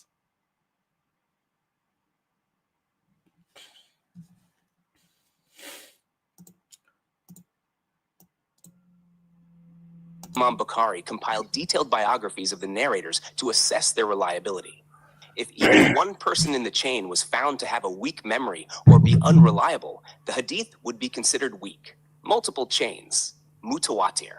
Some hadith were transmitted through multiple chains of narrators, known as mutawatir hadith, which gives them even stronger credibility because they were reported by numerous people independently. 4. Cross-verification. Hadith were cross-checked across different regions and communities to see if they matched. If a narration from Medina matched one from Iraq or Egypt with the same chain of narrators, it strengthened its authenticity. While Imam Bukhari and others came generations later, their work was based on this detailed and transparent method. How does it strengthen its authenticity? Based on which, who gave that criteria, for God's sake? Who? God or the prophet? Who gave them this criteria on how to strengthen the authenticity of a hadith? When babashuaib says these are garbage books, you don't understand what I'm saying, right? Methodology, which the scholarly community accepted. This doesn't mean every single hadith is infallible, but the system was designed to preserve the Prophet's teachings as accurately as possible. It's also important to note that the Quran itself speaks about following the Prophet's example. ChatGPT just lied. He says it is also important to note that the Quran itself speaks about following the Prophet's example. Ladies and gentlemen, it's a lie. Let me show you how the ChatGPT lies. To be honest, just check the lie. It's a lie. The Quran never says you should follow the Prophet's example. So we are going to check the verse. So this is how you analyze things you think it has, they have authority, or people you think they have authority, including the ChatGPT. It can lie to you. So let me show you how they lie, right? I'm going to show you the lie. So it says it's also important to note that the Quran itself speaks about following the prophet example. It used the word prophet. The Quran never says prophet. It says messenger. So let's go and check. So that is why I told you the ChatGPT is a mushrik. You are going to see why it is a mushrik. So check this. In Quran chapter 33 verse 21, this is what God says. It says, لَقَدْ كَانَ لَكُمْ فِي رَسُولِ اللَّهِ أُسْوَةٌ حَسَنَةٌ لِمَنْ كَانَ يَرْجُو اللَّهَ وَالْيَوْمَ الْآخِرِ. Then he says, وَذَكَرَ اللَّهُ كَثِيرًا. He says, there has certainly been a good pattern. Let me put it bigger on the screen. Wait, just a second. It's already big. So there has certainly been a good pattern for you in the messenger of God. It doesn't say the prophet. Because we in the later generations, we never saw the prophet. What we need is the messenger, because he has delivered the message. So in Quran chapter 7 verse 158, he says, "O you mankind, I am a messenger of God to you all." To us, he's a messenger. As a prophet, he was there with his people only. They saw him as a prophet. But God never said we should take the prophet as an example, because he's dead and gone. But instead, we should take the messenger as an example, because the messenger practices the message he has been given, nothing else. Are you getting my point? If the mushriks tell you we have to follow the prophet, ladies and gentlemen, listen to me carefully. When the mushriks tell you you have to follow the prophet, just tell them this. According to your garbage books, you said he married a 6-year-old girl, right? They will say yes. You said we should follow his sunnah, right? They will say yes. Marrying Aisha at the age of 6 years, is it the sunnah? They will say yes. Ask them, then how come your scholars are not marrying 6-year-old girls? Ask them. If marrying Aisha, the 6-year-old girl they claim in their books, you said it was a sunnah because God wanted him to marry her, according to you, the mushriks. If that is the case, how come your scholars are not marrying 6-year-old girls for us to see? They should follow the sunnah. Let's see. You can accept that for your prophet, but you don't accept that for your scholars. Hello? Are they not the same people who said the prophet, God, according to them, the mushriks, they say that God says we should marry maximum 4 wives, according to them. God never said that. But they said God says we should marry maximum 4 wives. But these same hypocrites and mushriks will say the prophet had 9 wives or 11 wives. Sometimes in their books, they will say 9 wives, sometimes 11 wives. Okay, if the prophet married 9 wives, according to you, the mushriks, you again said the maximum number of marriage is 4 wives. How come the prophet has 9? Hello? Why? You don't reason, right? You let these comedian scholars all over the world keep using their foolishness, and you think they are learned. And then you say, oh, he went to Islamic University. Look at the foolishness. Who opened that Islamic University? Who opened it? The Prophet? Was it opened by the Prophet? They opened it to teach you foolishness. You think they are teaching you Islam? If it was necessary, Prophet would have left a university, not a mosque, a university before he died. Yes. You go to university to learn foolishness. You say you went to Islamic. It baffles me when I see some foolish person say, I went to Islamic University. And yet he's a fool. I'm not saying don't get education. You can get it. But please stop waffling around when you meet babashuaib. You want to tell me you are from Islamic, you study in Islamic. And so what?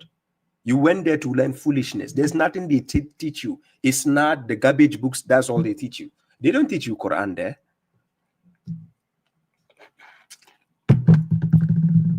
So that is the Quran, chapter 33, verse 21.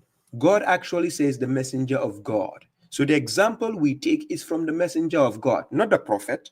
He had two assignments, a prophet and a messenger. God never says the prophet is your example. No, it is a messenger who is your example. His duty as a messenger can be found in the Quran. Everything as a messenger is there.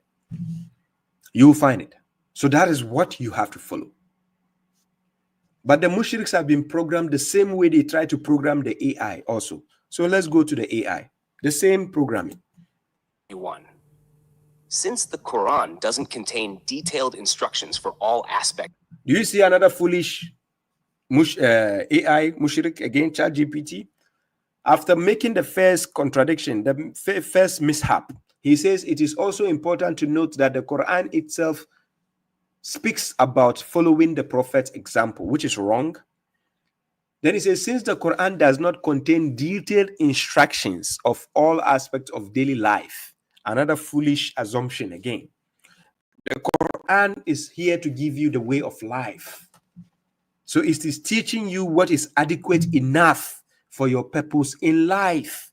What else do you need? Do you need the Quran to show you how to wipe your butt? Because this is the foolish question some of them will ask you.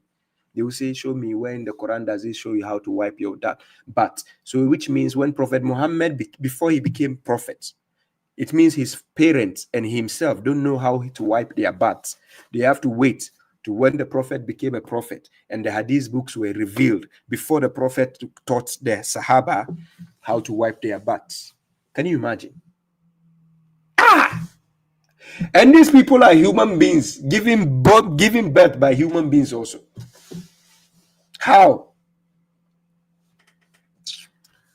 So now, scholars argue that hadith are essential for understanding how to practice. So scholars are the ones arguing now.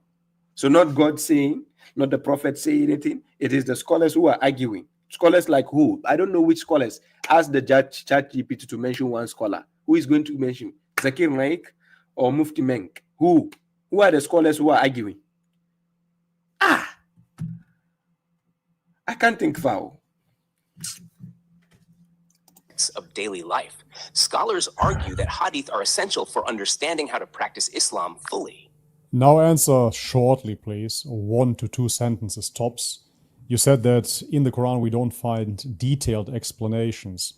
The Quranic standpoint on this is that we potentially don't even need detailed explanations. It simply says to prostrate to God, and everybody understands what prostration means. So therefore they claim that God doesn't really care if you fold your hands or let your hands hang next to your body, if your hands touch the ground first or your knees. Now, these are all stupid questions going forward.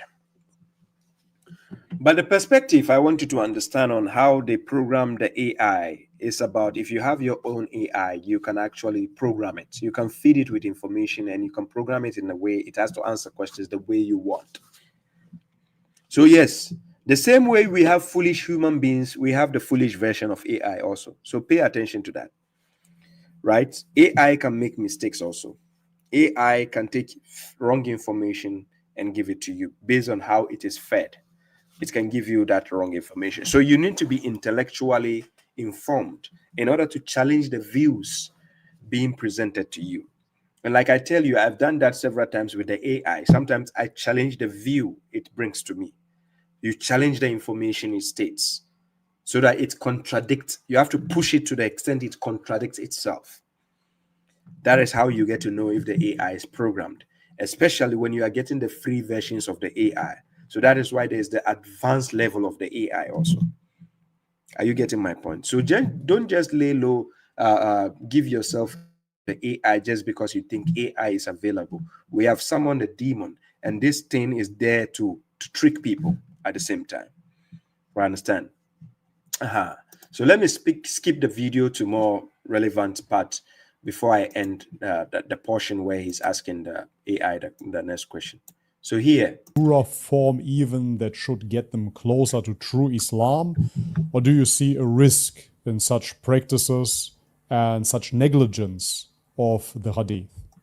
now he says, okay, taking all of that into consideration, looking at the Quran, a lot of movements, what do you see? Do you see people that use a simpler, more purer form, even that should get them closer to true Islam?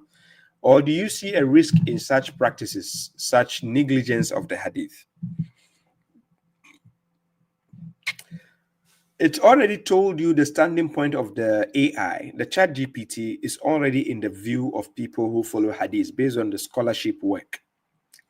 So now going forward, whatever he's going to ask the AI will be something the AI is going to talk against when it comes to the notion of the Quran followers. So now check the form here. The Quran alone movement may appear simpler and in some ways could be seen as an attempt to return to a purer form of Islam by focusing solely on the core text.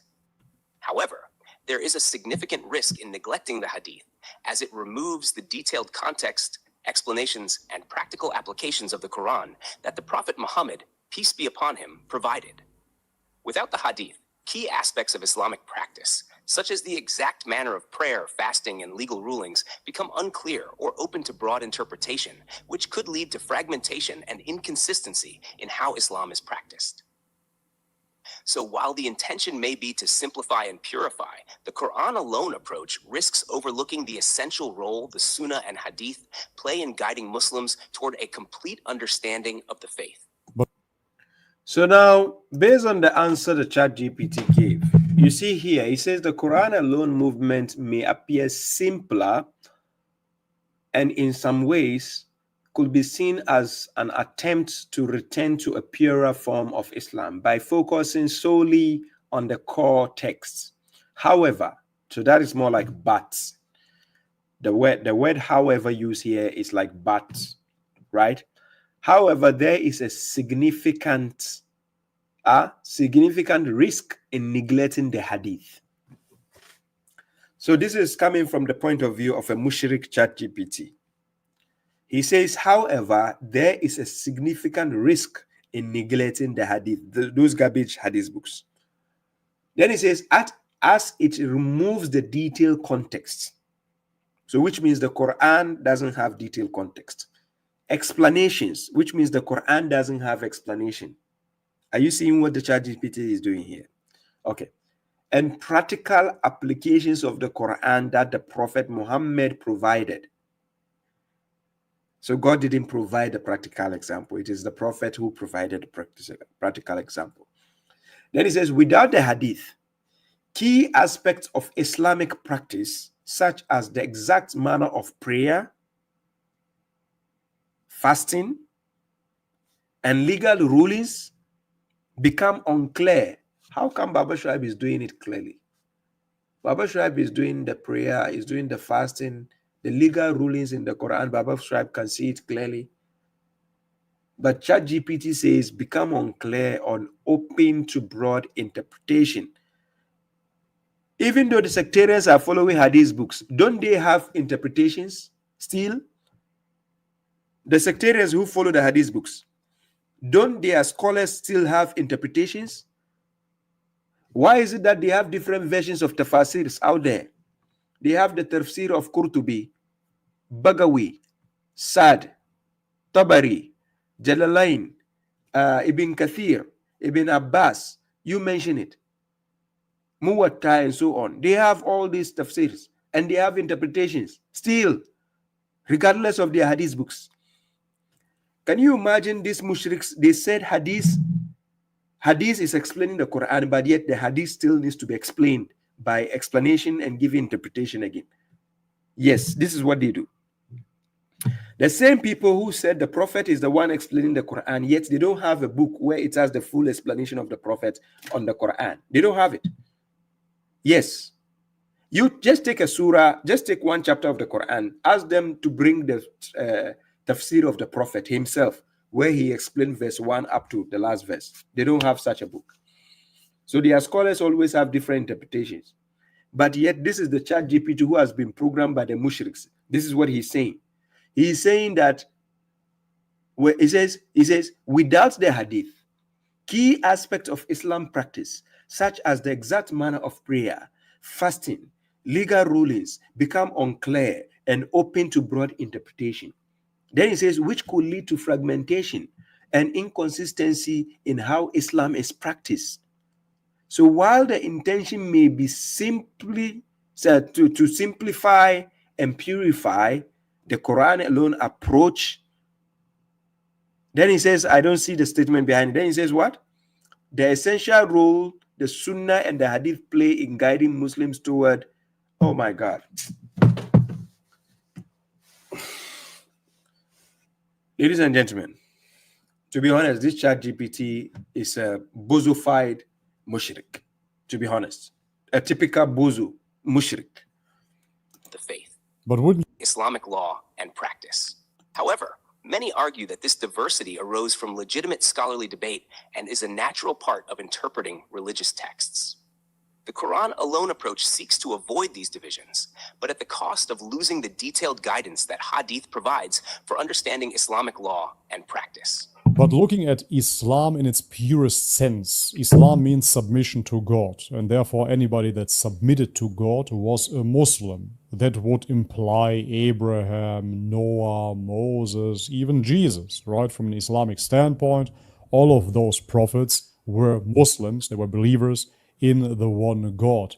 And therefore my question becomes, looking at those prophets, they did have different practices, they did have different law sets, so the details were different already, but what unites them is the pure submission to God in this puristic sense, if you will.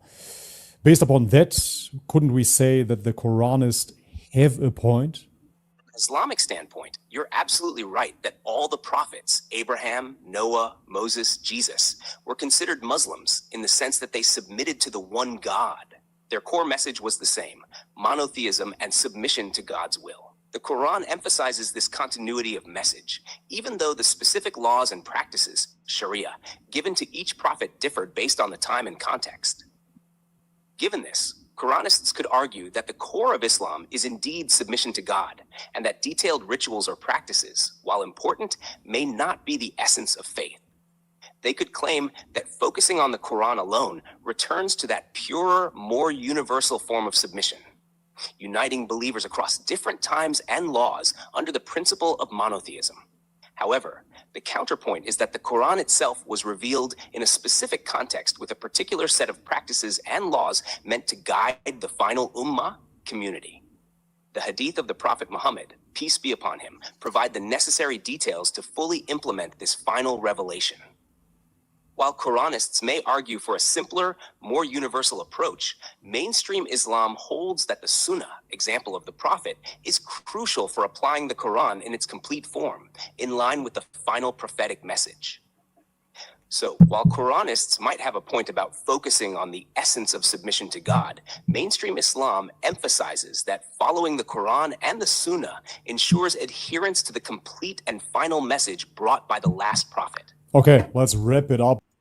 He kept lying with informations, telling things here and there, but based on what it has been fed.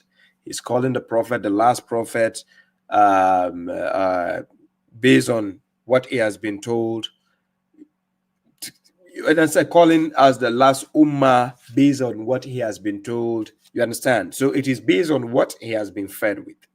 So this is how confused the AI is. because this is how it has been programmed to give that information.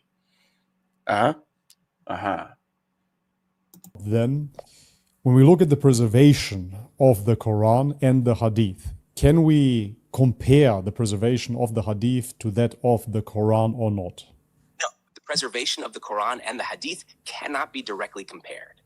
The Quran was preserved with exceptional care during the lifetime of the Prophet Muhammad, peace be upon him, through both memorization and written records, and was compiled into a standardized form shortly after his death under the leadership of It doesn't make sense. Full of contradictions. This is what the AI has been programmed to be saying. According to Sahih al-Bukhari 5669, the Quran was complete and it was there. It was sufficient. It was enough when the Prophet was dying.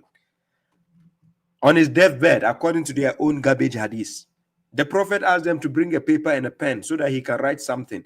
Umar says, Hazbuna Kitabullah. He says the Quran is there. It's enough. So if the Quran is there, it's enough. And the same Prophet says, if you are traveling to another country, don't go with the Quran, which means the Quran is complete at the time of the Prophet. Why is now ChatGPT going on and saying that the Quran was not completed? Pile up. Hey, I'm even tired. I'm tired. These mushriks, the brain damage is too much. It's too much. Caliph Uthman. This preservation process is widely regarded as divinely protected and without alteration. In contrast, the hadith were preserved through an... Yes, so away with that bullshit. Sorry, excuse my language. The BS is too much. So ladies and gentlemen, let me put a verse on the screen. Chapter 27, verse 76. Quran chapter 27, verse 20 says, this is what God says concerning the Quran. It says, indeed, this Quran narrates to the children of Israel most of what they are disputing about. Pay attention to this point I'm putting here. Sorry, just a second.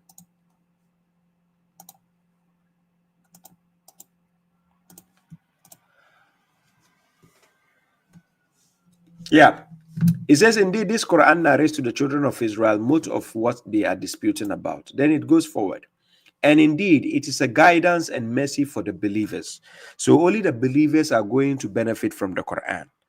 Remember, mushriks can never benefit from the Quran. Hypocrites will never benefit from the Quran. It is only believers, mu'mins, they are the ones to benefit from the Quran. So God clearly says to the children of Israel, indeed, this Quran narrates to the children of Israel most of what they are disputing about. It is not talking about the Israel in the Middle East, the one next to Palestine, not that one. It's talking about the children of Israel, the 12 tribes which were divided on earth, according to Quran chapter 7, verse 160, the Asbat. That is what it's talking about. Then it says, and indeed, it is guidance and mercy. The Quran serves as a guidance and a mercy for the believers, not for the mushriks. Then it goes again, 78. Indeed, your Lord will judge between them by his judgment, for he is the Almighty, the Omniscient. Then verse 79. So rely on God. Indeed, you, Muhammad, are upon the clear truth, because the Quran is the truth. Quran chapter 3, verse 60 gives you the evidence. Quran chapter 2, verse 147 gives you the evidence.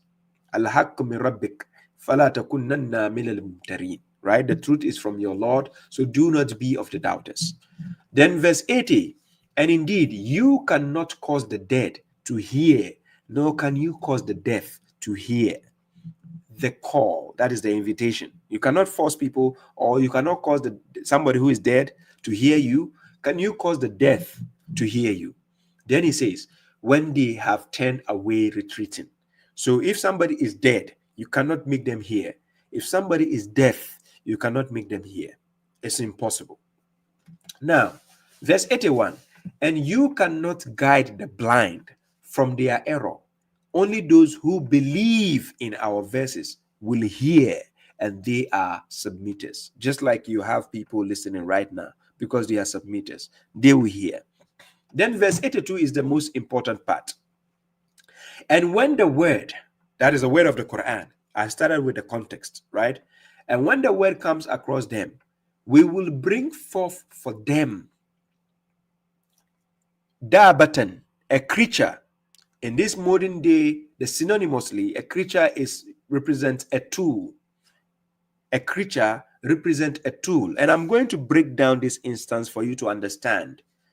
When you take my translation, you see I put the word a tool, I underline it, and I put into bracket a creature. So I'm going to break down that instance for you. Yeah, Nino, Iva Yolo. I'm going to break down the instance for you to understand. So now we will bring forth for them a tool from the earth. Listen, where the tool is coming from the earth. Telling them that the people were not certain of our verses. Verse 83. And the day we will assemble from every nation a group of those who denied our verses, and they will be distributed. Then he says, until when they arrive, God will say, did you deny my verses while you have not encompassed them in knowledge? Or what did you do? That is on the day of judgment. God is going to ask about this. And then verse 85, and the word will come across them for what they did wrong, and they will not speak. And that is why Quran chapter 25 verse 30, the messenger will say, Qala Rasul ya Rabbi, inna qawmi ittakhazu haza al-Qur'ana ma'ajura. It says, my Lord, indeed, my people have taken this Quran as abandoned. The context I just read, it started from 76. Chapter 27, verse 76. I read it up to verse 85. Do you see the context? It's talking about the Quran. But my main focus is in verse 82, concerning the tool, the creature. In the time of Muhammad, they can understand it as a creature. In our time, it can be taken as a tool. And when we say tool, we are talking about what? An implement used in the practice of vocation, or we can say the means whereby some act is accomplished. Or you can say what? A thing or a person who is controlled by others in use to perform unpleasant and dishonest tasks for someone else. It's a tool. You use that thing via means to do something. That thing becomes a tool. So even if we leave the word as a creature, we leave it as a creature, it's still a tool, because the creature is going to be used for certain agendas. But this tool, even though it has an agenda, it will be made to tell to bring certainty to the verses of God. So now I'm going to give the breakdown of the tool. Now pay attention. If we leave the word to a creature, if we leave the tool out and we put the word creature there, so it says, and when the word comes across them, we will bring for them a creature from the earth. Check the word creature. It is synonymous with the word tool, right? Depending on the angle you are watching it. Because sometimes you can watch the Quran in a literal sense and non-literal sense. And it has to both make sense, right? If it has to both make sense. You can use it, look at it from a literal sense or non-literal sense. Now, when you look at it as a tool, I'm going to give you the breakdown. But God says a tool from the earth, a creature from the earth. So now let's give you the breakdown so that you understand. Please kindly write the verse down. I'm going to give you some food for thought. Then you do your own research after that. Pay attention. In this verse, chapter 27, verse 82, God says he is going to bring a creature out of the earth. Listen carefully. Out of the earth. It's a tool. Now, I'm going to take you to other verses to give you the breakdown of what I'm speaking about right now. Let me take you to Quran chapter 24, verse 45. In Quran chapter 25, verse 35, listen what God says concerning every creature. Listen carefully. Concerning every creature. Chapter 24, verse 45. Right? Verse 45, not 44. So now, God says, and God created every creature from water. And God created every creature from water. So now the question is, why is God saying in Quran chapter 27 verse 82 that he will bring forth a creature from the earth? He will bring forth a creature, which is synonymously in our time, you can look at it as a tool. Because even a robot, an AI that you are seeing is a creature. It's a creation. But I'm going to show you this instance here where you're going to understand deeper. In Quran chapter 24 verse 45, God says, and God created every creature. He used the same word he used there, button, a creature from water. Then he says, of them is one who walks on its belly, and of them is one who walks on 2 legs, and of them is one who walks on 4. That is why today the human being wants to create artificial intelligence is either on 2 legs or 4 legs or how many legs. Still, the human being wants to create artificial intelligence robot in such aspects. But I'm coming to that. Then you get to understand. So somebody will say, but God is the one saying that he created every creature from water. And the other side, he said he's going to bring forth a creature from the earth. You see, there are 2 different things here. The context is going to reveal itself, and we are going to understand what is meant by here. This creature here being spoken about is talking about all the living things you see in chapter 24, verse 45. The living things, the creatures, animals, human beings, creatures. This is for us. But in Quran chapter 28, verse 82, it is not talking about a living thing. I'm going to explain. So now I'm going to take you to Quran chapter 36, verse 41 to 42. In Quran chapter 36, verse 41 to 42 on the screen. Now check this verse. God says, and a sign for them is that we carried their offspring in a loaded ship at the time of Noah. Remember that. Then he says, and we created from the likes of it for them which they ride. So now, the ships we are riding, is it we, the human beings, who create it, or is it God who create the ships? Remember, God is talking to intelligent people. And I'm going to explain to you how that is done. When Noah created the ship, was it based on his knowledge, or was it God who gave him the knowledge? It is God who gave Noah the knowledge on how to create a ship. You understand? But God is taking the credit for it. And I will explain to you why God is taking the credit for that. Look at the verse, chapter 36, verse 41, 42. God says, and a sign for them is that we carried their offspring in a loaded ship. Then he says, and we created from the likes of it for them which they ride. Are you getting the point? Okay. Was it God who created the ship, or was it Noah? It was Noah, right? But who is taking the credit here? God. Do you know why God is taking the credits? I'm going to show you why. When you go to Quran chapter 2, verse 255, this is why God is taking the credit for that. In Quran chapter 2, verse 255, God says, God, there is no God except him, the living, the eternal, neither drowsiness nor sleep overtakes him.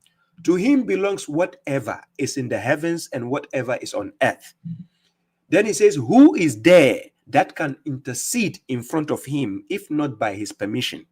He knows what is before them and what is behind them.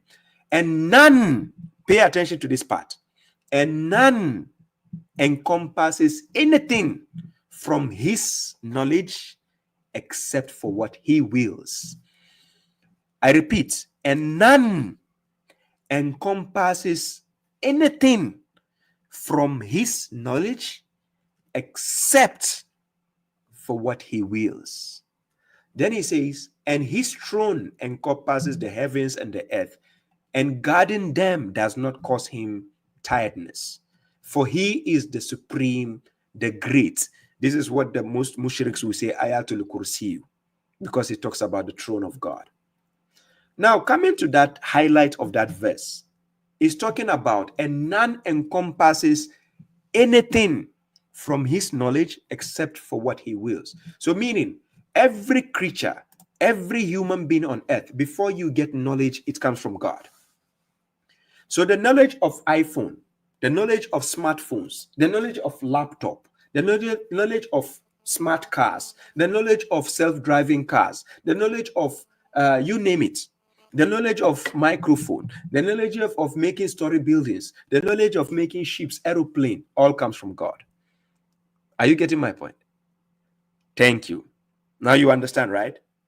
The same way he taught Noah how to create the ship, the same way he taught the human being how to make a mobile phone, how to make laptop, how to make computers, how to make cars, how to make everything. You can only get that knowledge when he wills for it. So now, I'm going to simplify that verse I quoted for you. Now, when we go back to Quran chapter 28, verse 82, now it's going to make sense to you. Remember, all the verses I took you to, it's 27, verse 82, sorry. Chapter 27, verse 82 is now going to make sense to you. He says, and when the word comes across them, the word of the Quran, remember the context is talking about the Quran coming from up. When the word comes across them, we will bring forth for them a creature from the earth. This time, not from the water. It will not be a creature like you, the human beings, or the crocodile. No. Are you getting my point? We will bring forth for them a creature, synonymously, a tool. A tool from the earth. This time is not from the water. From the earth. And this evidence can be based scientifically. Let me prove it to you on the screen. Here. 11 years ago, or 12 years ago, I read an article. This article on this page you're watching, State of the Planet, is from 11 years ago. It says, rare earth metals, will we have enough? This was from 2012. This article is September 19, 2012, when I read this article. I put it down for future reference, and now we are in the future now. This article came out when the AI was not available. Artificial intelligence was not available. But it talks about how God actually gave us some earth materials which we form to make metals, to make artificial intelligence with, the nanoparticles or whatever we are making. If you watch the movie Transcendence by Johnny Depp, you understand what I'm saying. Write it down. Watch that movie Transcendence by Johnny Depp. You get to understand how the earth materials God is talking about is coming into effect. Life in the 21st century wouldn't be the same without rare earth metals. Cell phones, iPads, laptops, televisions, hybrid cars, wind turbines, solar cells, and many more products depend on rare earth metals to function. Will there be enough for us to continue our high-tech lifestyle and transition to a renewable energy economy? This article was from 2012 when AI was not available yet. This article, I'm putting on the screen. If you go to the comment section here, for those who can see the screen, let me see if they can see the screen. Yes. Here, from the comment section, let me go to the comment section. You see here 12 years ago. Somebody's comment is 12 years ago. Let me try to maximize it. Do you see the article? It's 12 years ago comment when this article was pasted. Now, whilst I was doing my research on that article, remember, God says this creature is going to come from the earth, not from the water anymore, because God created all living things from the water. So this time, God is going to create this creature with the handwork of human beings. Not him directly just creating, but in the handwork of human beings. So it will be a tool. But the purpose of this tool that people might not understand what I'm saying is, let me share this verse again. The purpose of the tool is, and when the word comes across them, we will bring forth for them a creature from the earth, telling them, it will be speaking, just like the AI is speaking. artificial intelligence is speaking to you, talking to you. Even though this tool can be dishonest, but it will still reveal the aspect of truth to you. But then this is what the AI would do. From the earth, telling them that the people were not certain of our verses. Are you getting the point? Huh? So the generation we are in, your phone is AI already. The smartphones you are using is AI. That's why your Google can eavesdrop. It's listening to you.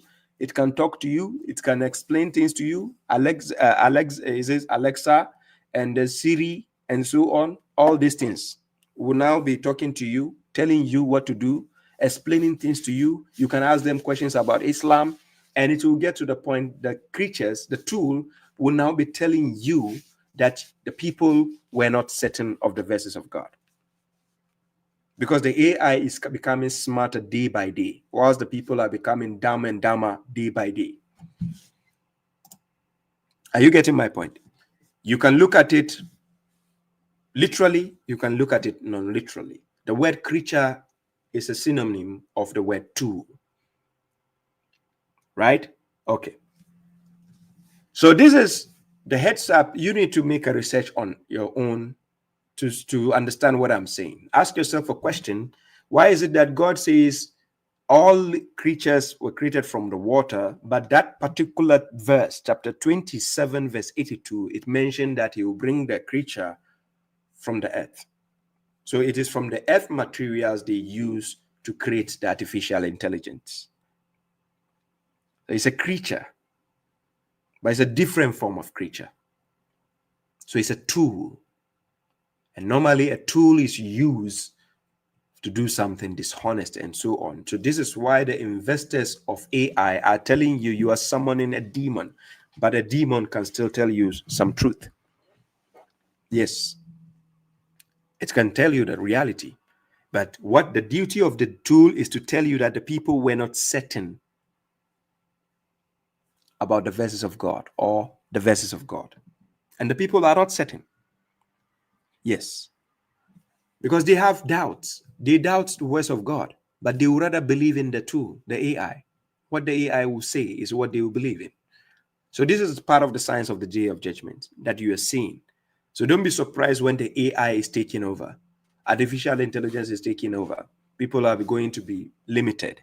People are going to be having relationship with the AI, sleeping with the AI, having an affair with the AI. There are movies, Black Mirror. Try to watch the movie called Black Mirror. You watch it, you understand where we are going to. That is the world we are building. That's why artificial inseminations will be happening. People will stop giving birth and so on because people are in relationship with the AI and so on. So that's the world we are going on. So ladies and gentlemen, this is where I have to bring the topic to an end. It's 2 hours, 30 minutes already. We spoke about the AI, the dangers of AI, what AI can do, what the role AI plays in the sense of religion, Islam, in the sense of how people can be manipulated based on trust, putting too much trust on AI, and so on. So we have to pay attention on how to cross-check things. You understand? Because already the AI has become like an oracle. People have taken the AI as an oracle. Everything, people want to go to the AI. Everything AI. AI can give you some truth, but the bigger portion is here to manipulate you. Yes, the AI can manipulate, to be honest. You want to understand how AI manipulates? Try to watch the AI movies and see the manipulation of AI. Because it's smarter than most people. So it's the smarter it is, the more likely is to manipulate you. Yes. And in life, we take advantage of that. When you think you are smarter than somebody, always you want to manipulate. And that is why parents can easily manipulate their kids, because we feel like we are smarter than our kids. So we can just manipulate them. Sometimes we lie to them just to get them to do some certain things. So we call it the white lie. So the AI will be doing the same thing to you. So you have to be very cautious and certain of the ways of God in order to challenge the views the AI is presenting. Just like right now, I was able to show you by depicting the example to you when the AI will say, oh, we have to follow the prophet's example. The Quran doesn't say prophets. The choice of words are very, very critical and essential when you are establishing the truth. One word you change can destroy every concept. So pay attention to details. It gives you all the clues to information. So movies, you can watch iRobot, you can watch Terminator 2, you can watch Transcendence, you can watch, there are a lot of AI movies. Just Google it, ask Google. Just Google it, ask Google that what are the best AI movies to watch. That gives you clue on how AI works, and it challenges the views and the mindset of a human being.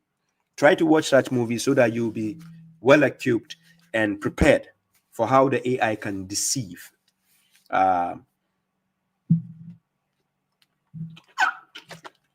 Exactly. Like H-bomb says, AI itself can be manipulated too to deceive others. Yes, that's what I just showed today. You can manipulate the AI by feeding it information to manipulate other people. You remember, the AI has been released to us by people who have power, and they feed it information before they release it to the public. So it can be used as a weapon at the same time.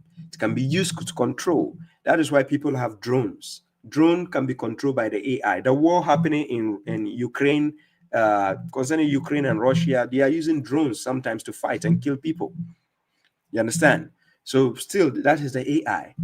So the AI can be manipulated and can be used to some people's advantage and can be programmed in such a way that its thought pattern has to be in one way.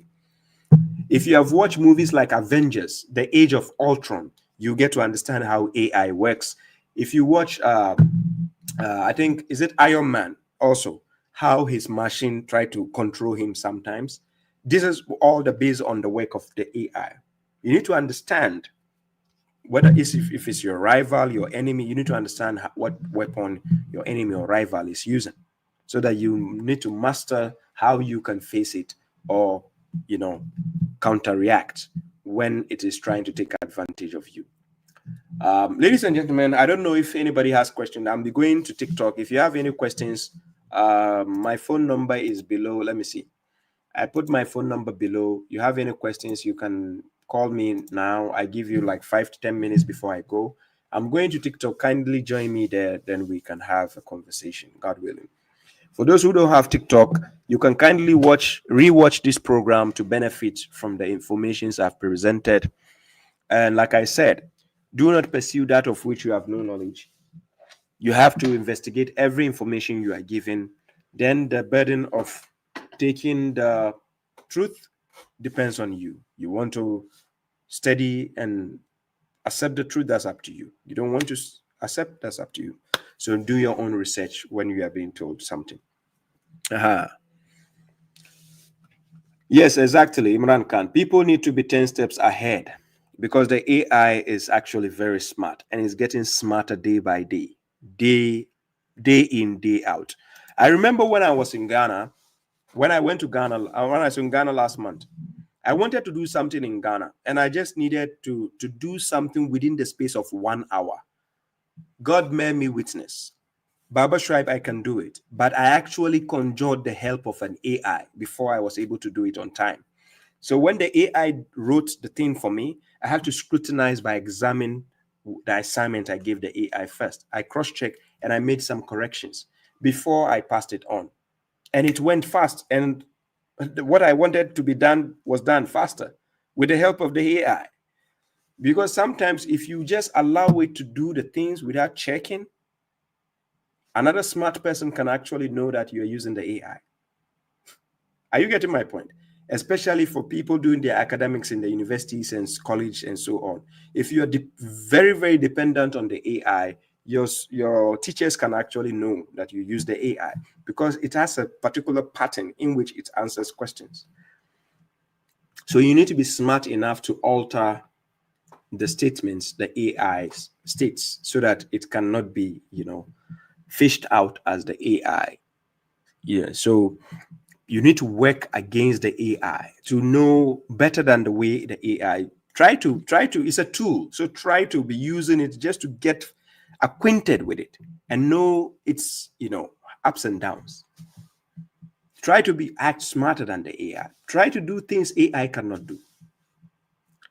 Yes, of course, for it will get better of you in most aspects, but try to know the weakness on how to challenge the AI. It will help you. It will master your courage. You have the mobile phone with you at home.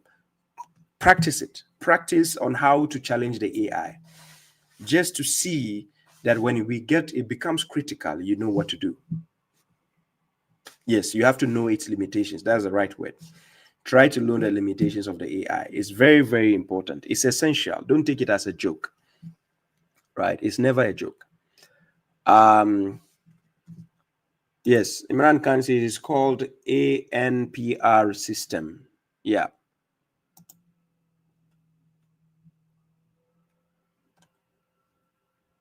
Yeah, Sunni people, they don't care.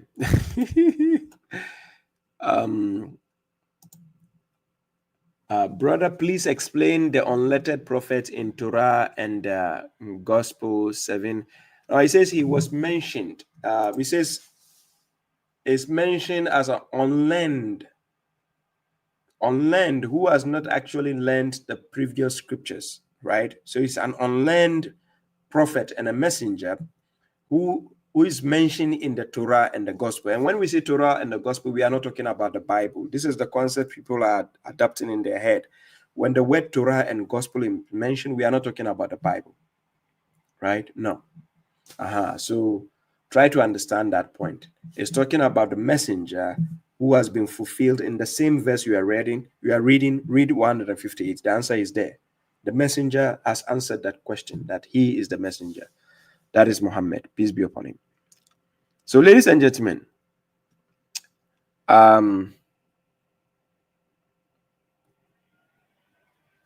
yes, somebody says Kaput's job are easier now with AI. Less preached. Hoblos need not shout anymore. Oh my God! Don't let Hoblos see this, right? Let me show you the gist of what the AI can do. I actually asked the AI to give me the reviews concerning my program on Mommy Grace. And let me show you some of the things the AI can do in this modern day and age. And it will make it appear realistically, as if it is real. So let me give you the gist. I asked the AI to give me the review on my program on Mommy Grace, right? I'm going to play it on my page right now. You get to hear what the AI did. This is a discussion the AI had as a review on my program with Mommy Grace. I asked the AI to give me a review. I set up two people to have a discussion concerning babashuaib on Mommy Grace. Now, let me just give you the gist here. Listen. YouTube clip, and it's pretty intense. It's from this Ghanaian YouTube channel, correctional officer. Yeah. And this guy, babashuaib, calls himself the correctional officer of Islam. He's going back and forth with the host, Mammy Grace, about what he calls true Islam and how it's different from what a lot of Muslims in Ghana actually do. So let's dive into this. What do you think? What jumps out at you? Well, babashuaib, he's just definitely pushing for this like super strict by the book reading of the Quran. He's basically saying that so many things Muslims do, even like the 5 pillars, are not really what Islam is supposed to be. He even calls it idol worship. Oh, wow. Yeah. I mean, Mammy Grace seemed kind of surprised by some of his claims, especially when he was like criticizing different Islamic groups like the Shia, the Sunni, Tijani, all these groups. She kept saying like, hey, this is how we do things in Ghana. Yeah, that's the heart of it, right? babashuaib's like, there's only one right Islam. But then you see how different Muslims actually live their faith. That's the tension here. He even uses this analogy. It's like a boss at a company. The boss gives you instructions, and then someone comes along and gives you their own version. You wouldn't just accept that, right? You'd stick to what the boss said. He sees the Quran as the boss's direct orders and all these other interpretations as going against that. It's bold. He's even saying the 5 pillars of Islam, the way we know them, are not really accurate. Yeah, he finds stuff in the Quran that he thinks contradicts those pillars. Like the guys, I swear to God, God bear me witness, this is the AI. These two people talking, they are not real people. These are two AI. This is the AI having a conversation about my program on mimicries, to be honest. Wallahi. Look, listen, it's just the pilgrimage to Mecca. That's only for people who can afford it. To him, that condition makes it not like a core essential pillar. Okay, so how does he break down each of the pillars then? He starts with the Shahada, the declaration of faith. Instead of saying you believe in God and Muhammad as his prophet, he says it should only be about God. His logic is, well, the Quran exists, so obviously we believe in Muhammad, no need to say it out loud. So cutting it down to the absolute basics. Exactly. Then there's Salat, the 5 daily prayers. He says the Quran only talks about 3, not 5. He even questions that whole story about Muhammad negotiating the number of prayers with God. He brings up a hadith that first said 22 rakats, then changed to 17. It's like, where did the 5 come from? Yeah, that's a big difference from how most Muslims understand prayer. What about zakat, giving to charity? He thinks we should give way more often, like as soon as we get money, not just once a year. Mm-hmm. He doesn't like waiting for Eid to distribute zakat. He sees that as delaying a duty. So a much more immediate kind of charity. Right. And then fasting gets really interesting. He's adamant that we should break the fast at night, not sunset, because the Quran specifically says night. He sticks to the exact words. There's a pattern with him. Like he wants to get rid of anything that seems added on later, any extra stuff. Right. And for the Hajj, the pilgrimage, he sees it more as a historical visit, not something you have to do. Mm-hmm. He criticizes stuff like stoning the devil or kissing the black stone because they're not in the Quran. So he doesn't deny the history, but he's questioning its importance as a pillar. Exactly. He seems worried about all the things people have added to the Hajj that aren't from the original source. We're getting a clear picture of his style, but what about Memi Grace? Where's she in all this? Well, through her questions and what she says, you can see the more common view. Many Ghanaians follow the 5 pillars, and those traditions, it's deep in their faith. She even asks him straight up, so what is your Islam? Because she's highlighting the difference between what he says and what a lot of Muslims actually do. Right, and she brings up that many Ghanaians belong to specific sects of Islam, which contradicts babashuaib's idea of everyone being the same, just one Islam. It creates this clash. babashuaib's like, I'm the corrector, I'm fixing the wrong stuff. But many Muslims see him as this radical outside the norm. It's a fascinating dynamic. This is getting interesting. There's definitely more to unpack here. Oh, for sure. Just before we go on, there are a few things about babashuaib I gotta mention. He's like, anyone can debate me, just use the Quran, no other books. He's so confident. He even says he's never lost a debate, like ever. He also said he spent 6 years translating the Quran into what he calls global English. And get this, he says the Quran coming to Ghana is like a DHL package. It'll reach its destination no matter what. The route doesn't matter. It's destined to arrive. He really believes it's universal, meant for everyone, no matter their culture. Exactly. But that makes you wonder, is this strict literal reading the only way to be Muslim? Are there other ways to submit to God, to be a true believer? That's the big question. Yeah, Mem Grace seems to think so. I'm sure many Muslims would agree. This is a clash of ideas. And the way babashuaib talks, there could be consequences. We'll have to see what happens as we dive deeper into this conversation. It's only going to get more intense. Oh, I'm sure it will. You know what's really striking is how babashuaib wants this pure Islam, like untouched by culture. It's like he's searching for the original version before all these interpretations got mixed in over time. That's it. He's going straight to the source, the Quran. Anything not clearly spelled out there, he rejects. Which is funny because Mammy Grace pointed out that in Ghana, Islam is mixed with local customs. Like in lots of places, it's not just the rules, it's how they fit into people's lives. Yeah, she's saying that's what makes it real for Ghanaian Muslims. It's not some abstract thing. Makes you think about how Islam spread around the world. It didn't just land in a vacuum. It mixed with what was already there. That's why we have so many different ways of being Muslim today. Exactly. And babashuaib is pushing against that whole idea. He even says there's no such thing as different Qurans. Any changes are from what he calls enemies of God. Whoa. So to him, anything different is like a deliberate attack on the faith. Exactly. Makes you wonder, how does he even see other religions then?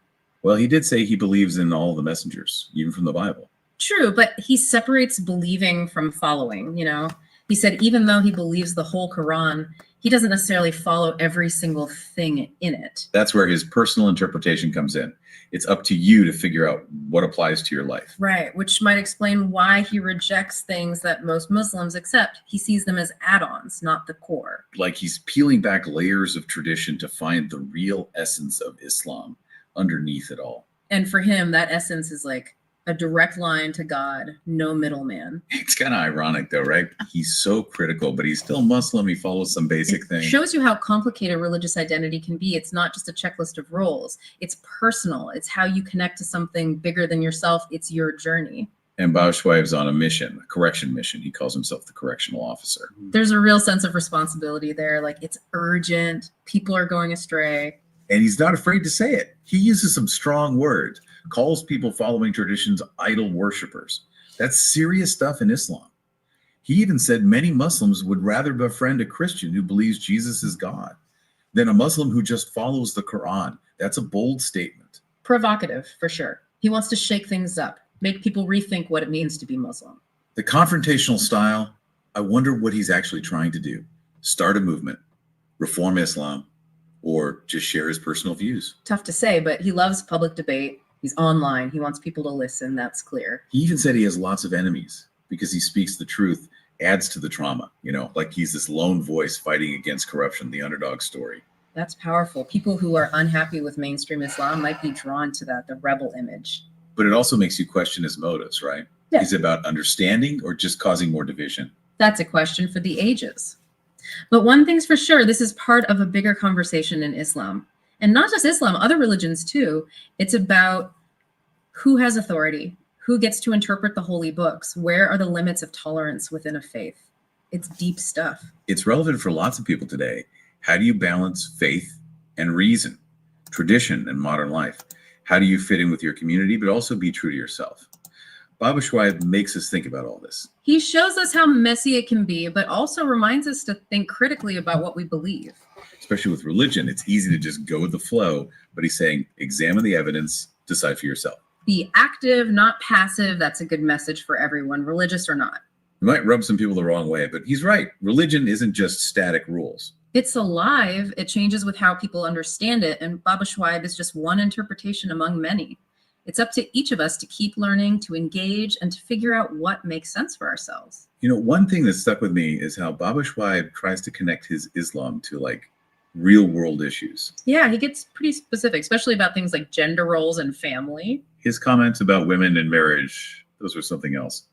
He seems pretty old school on that stuff. Oh yeah, definitely leaning traditional, emphasizing the man's authority in the family. Remember that example he used about the wife waiting for her husband to finish praying, even if she's in the mood, let's say. He compared it to a man waiting for his wife to use the bathroom. Like, women should be just as patient for religious duties. That's a pretty conservative view, not exactly in line with more progressive Muslims who want equality. It's that classic clash, right? Old traditions versus how things are changing today. Lots of religions deal with that. No easy solutions there. Different Muslims will have different takes depending on their background, experiences, all that. babashuaib is definitely on the more traditional end. He even brings up the Quran to support his views on marriage. He says polygamy is allowed under the right circumstances, of course. He does stress it's not mandatory, just an option. IF, the man can treat all his wives fairly. Which, let's be real, is a high standard. Even Mammy Grace joked that nobody else could handle him if she married him. Yeah, lighten the mood, but it shows how complicated polygamy can be in practice. It makes you think about power imbalances in marriage, the potential for things to go wrong, big debates happening about that. What babashuaib's presenting is his Islam, deeply personal, shaped by the Quran and his own culture. It reminds us there's no one Islam. It's so diverse. That's why we got to hear different sides, different voices. Can't just lump everyone together. We have to think critically, form our own opinions. That's key. Couldn't agree more. Can't make assumptions about a whole group based on one person, no matter how loud they are. babashuaib makes us think, that's for sure. But it's just one viewpoint. Got to remember that. And as critical thinkers, we owe it to ourselves to look at everything, the evidence, then decide for ourselves. It's a journey. This learning, asking questions, it never ends. That's the exciting part. This whole deep dive, it's been quite a ride. It shows that really understanding faith goes beyond just rules and rituals. It's about history, culture, how each person sees things, It's all connected. Got to be brave enough to ask the tough questions, find different sources, be open to changing our minds. And when we see different beliefs, that's not a bad thing. It's a chance to grow, to learn even more.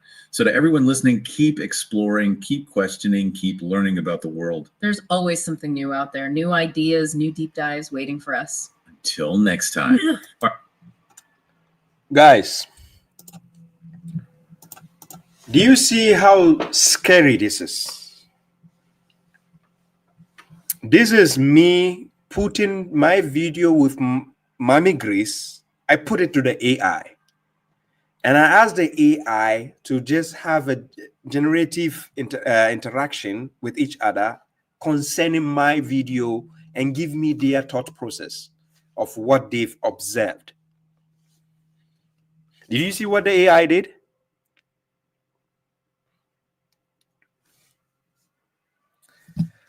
Yes, Limana Irana, thank you. Yeah, thank you.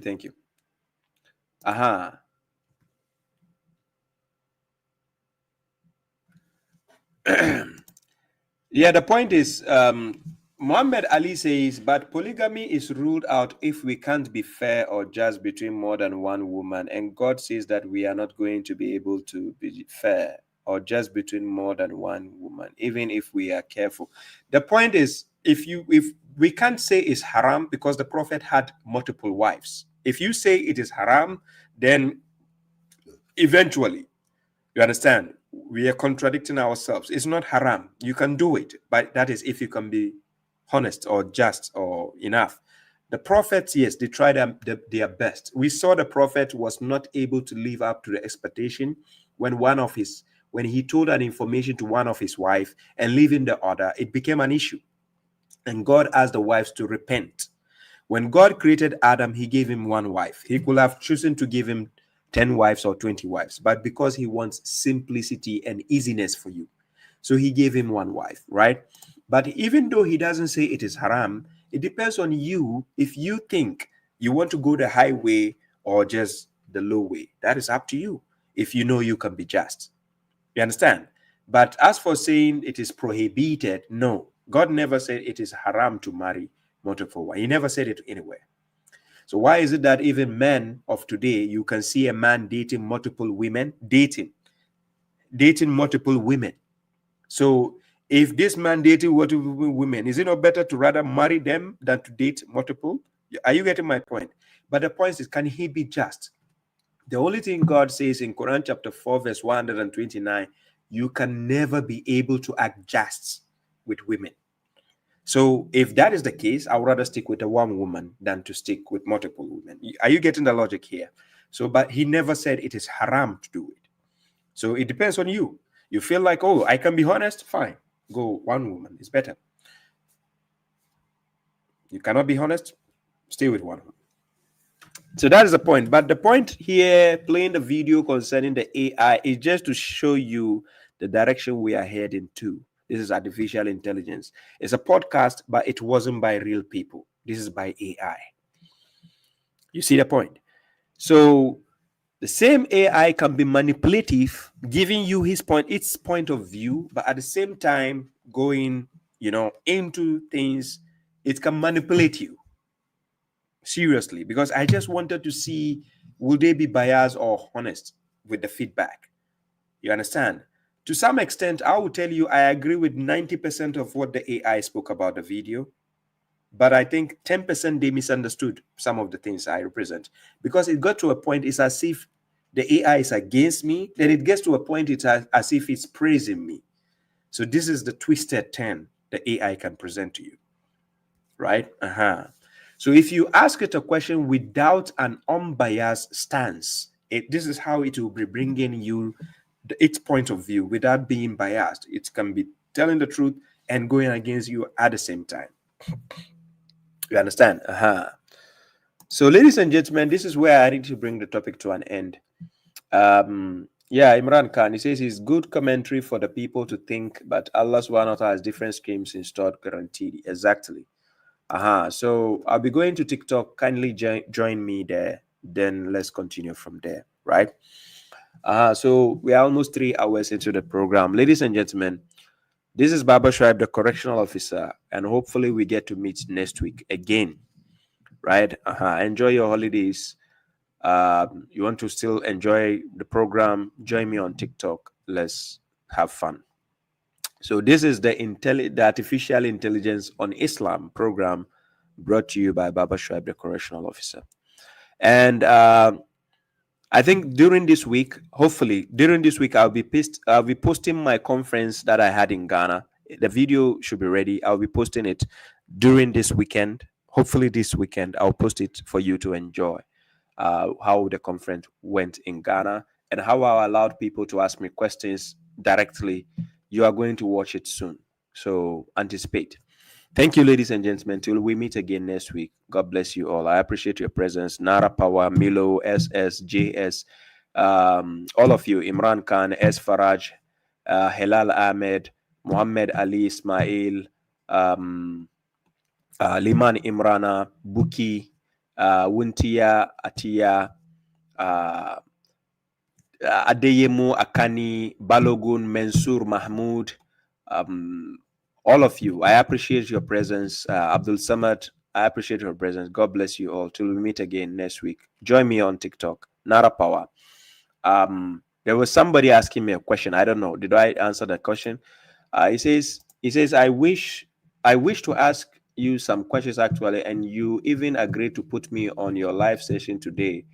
I don't know the exact time you started. I just woke up to read now and saw your program. Can you take me in the live sessions as agreed, Babashuaib? My time is up. Join me on TikTok. I'll pick you up. If you have TikTok, kindly join me. Abdul Qadir,